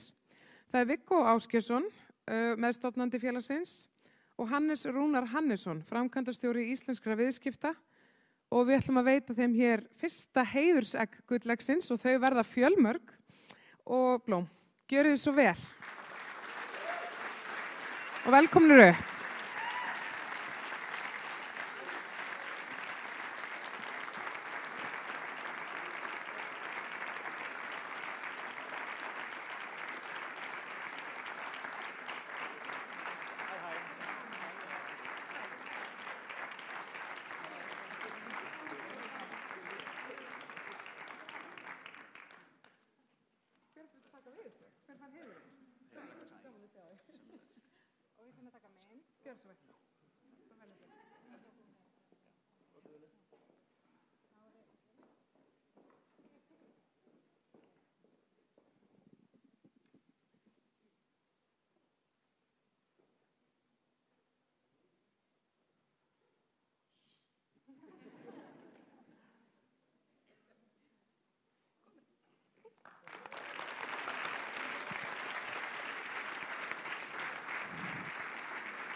Já, takk fyrir okkur. Þetta var mikill heiður að fá þessi heiðursverðlaun. Við tókum þátt í gullegginu 2009 og töpum fyrir ekki minni spámann en Kontraland. Og en okkur, ég held að við hefum ekki enda í neinu eftir 3 sætunum einu sinni, en við upplifum þetta alltaf sem sigur einhvern veginn. Okkur fannst við einhvern veginn vera sigurvegarar gullveggsins eða svona við upplifum aldrei að við höfum tapað þessari keppni og þetta var mjög mikilvægur stökkpallur fannst okkur að taka þátt í gulllegginu og eftir þetta þá fórum við af stað með svona pappirsprototípu á milli bankana á Íslandi og ætluðum að selja þetta og það tókst. Íslandsbanki beit á agnið og við fengum fyrsta viðskiptavinnin okkar strax á fyrsta ári, fengum fjármögnun árið eftir, byrjuðum síðan að selja til banka árið eftir það utan Íslands og svo bara óks fyrirtækið á dafnaði og vorum 180 þegar mest var, sem var kannski aðeins svo mikið. Erum komin, 65 held ég í dag, eitthvað svo les, og erum áfram með talsverða starfsemi á Íslandi, en mikið af starfseminni hefur flust áfram til annarra starfstöðu utan Íslands. Og núna í dag þá ég eini stofnandi sem stend eftir og ég meira sér útleið, en það líka það sem gaman við svona fyrirtæki, að fyrirtækin lifa okkur stofnendur af, og núna fyrirtækið komið í hagnað, með 1,5 milljarð í reglulega tekjur og bara á blússandi siglingu upp á leið, upp á við, og við erum áfram hluthafar og í stjórn, og þannig að við erum áfram að fylgja félagin eftir þó við séum að stíga út. Búið að banna okkur að tala mjög lengi, við langar að bæta örstutt við þetta.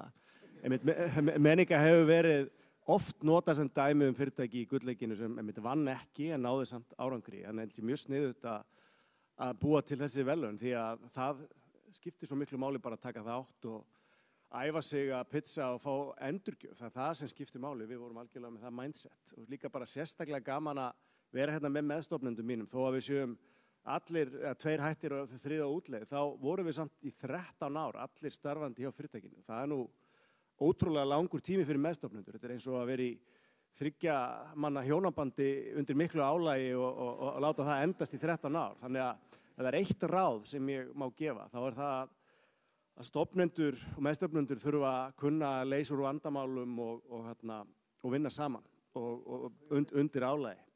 Já, lukkuhjólinu og fleiri leiðum. Þannig að bara takk fyrir okkur og til hamingju með gullleikið í ár.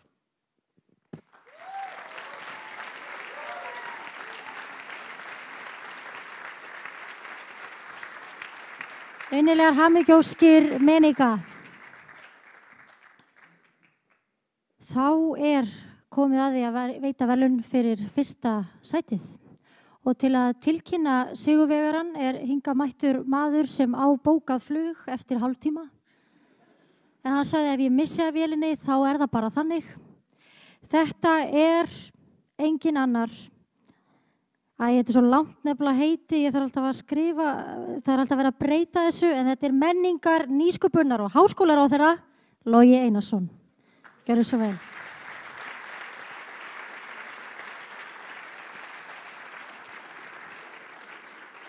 Komið sæl og gaman að vera með ykkur.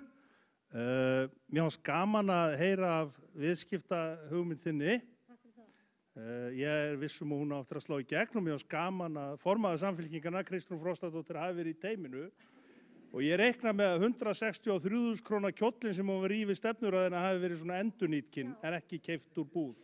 Hún fékk hann í Zumba-tíma út á Seltjarnarnesi. Já, það gott fyrir okkar jafnaðarmenn að vita það.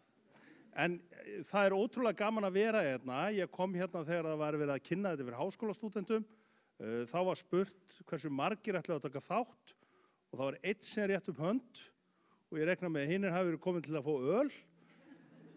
En síðan hafa nú bæst við þó nokkuð margir og hérna eru ótrúlega flott verkefni og það alveg sérstaklega gaman og nauðsynlegt að skuli vera svona á Íslandi. Í árhundruð þá lifðum við kannski svona þrátt fyrir landið en ekki af því. Við sóttum fisk í sjó og við reyndum að ala upp búfjana en við svona rétt höfðum það af og það var svona þrautseigjan sem að svona rak okkur áfram. Hugrekki líka, en okkur kannski skorti forvitnina til að skoða hvað væri svona handa næsta hots. Það breyttist nú allt á 20. öldinni þegar við allt í einu áttuðum okkur á því að þessar náttúruauðlindir voru takmarkaðar og við þurftum að búa til meiri verðmæti út úr þeim. Og okkur hefur tekist það í landbúnaði, okkur hefur sannarlega tekist það í sjávarútvegi og okkur líka tekist í orkuiðnaði og öðrum þessum takmörkuðu auðlindum. Hér erum við hins vegar að verðlauna fyrir notkun á hugviti og hugvitið auðvitað langstærsta náttúruauðlindin og hún meiri segja eðlisólík öllum öðrum náttúruauðlindum sem við eigum. Af því að ólíkt hinum þá vex hún eftir því sem við notum hana meira. Þannig að sjávarútvegsráðherrann og landbúnaðarráðherrann, þeir munu koma á þingin og tala að fólk fari varlega með. Menningarmálaráðherrann hins vegar og nýsköpunarráðherrann, hann getur komið sagt, notið meira að þessu og notið það á fullu og notið það alla leið. Við erum að sjá það núna að útflutningsverðmæti Ísland vegna hugvits hefur verið að stíga alveg gríðarlega mikið og orðið fleiri 100 milljarða króna á ári. Og þetta mun á næstu árum verða langstærsta útflutningsgrein okkar. Þetta mun á næstu árum leggja grunninn að því að Ísland geti áframhaldið að vaxa og dafna og skapa þá velsæld sem við viljum að verði sköpuð í þessu landi. Fyrirfram, á þess að vita hverjir að fá verðlaunin, þá óskaði þeim til hamingju að því að það er að rjúka í flug. Og ég vonaði skemmtið ykkur öll í kvöld vegna þess að það er svo menningastrákarnir sögðu. Það er líka smá ólympíu hugsun í þessu. Þetta snýst líkum að vera með vegna sem að græðir á því að nota hausinn á sér þó maður fá ekki alltaf verðlaun fyrir það. Takk.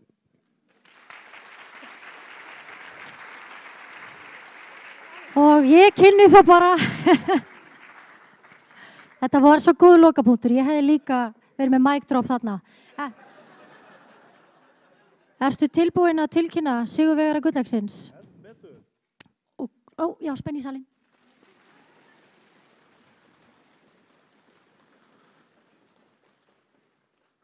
Verðlaunin í ár hlýtur eða hljóta Saga Reg.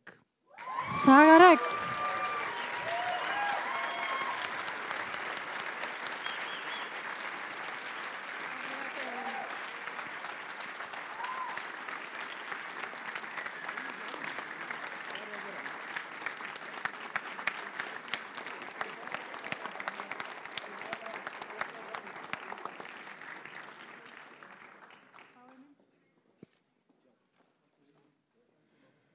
Já, það voru ekki feðgarnir sem báru sigur úr bítum. Það borgar sig að eiga góða fjölskylduvini. Þetta sjáið þið. Ég vona að ég sé ekki á neinum á þessum myndum.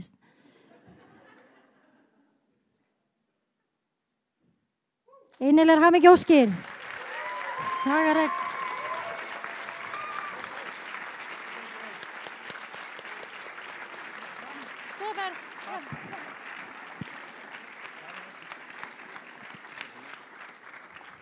Kæra þakkir, innilegar hamingjóskir, sigurvegarar og allir þáttakendur.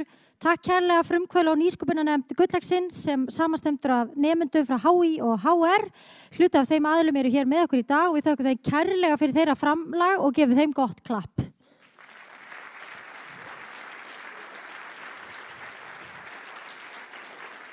Kæra þakkir, aftur bakhjarlar og samstarfsaðilar gulldagsins í ár. Við þökkum rýnuhóp gulldagsins sem las yfir alla þær frábæru hugmyndir sem bárust í ár, þökkum þeim kærlega fyrir og að lokum viljum við sjálfsögðu þakka Klak, Icelandic Startups teiminu. Það er Jennu Björk, Ástu Sólilju, Magnús Inga, Frey, Ísau og Magnúsi Daða, Jóhannu, Kolfinu, Alla, Sunnu, Jóeli, Vigdís Ingibjörg og Sæþóri.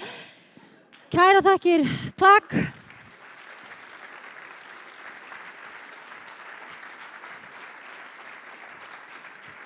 Komið nú upp á svið, bakhjarlar, Klak, starfsmenn og öll teimin. Komið nú öll sömul að við ætlum að taka hérna mynd.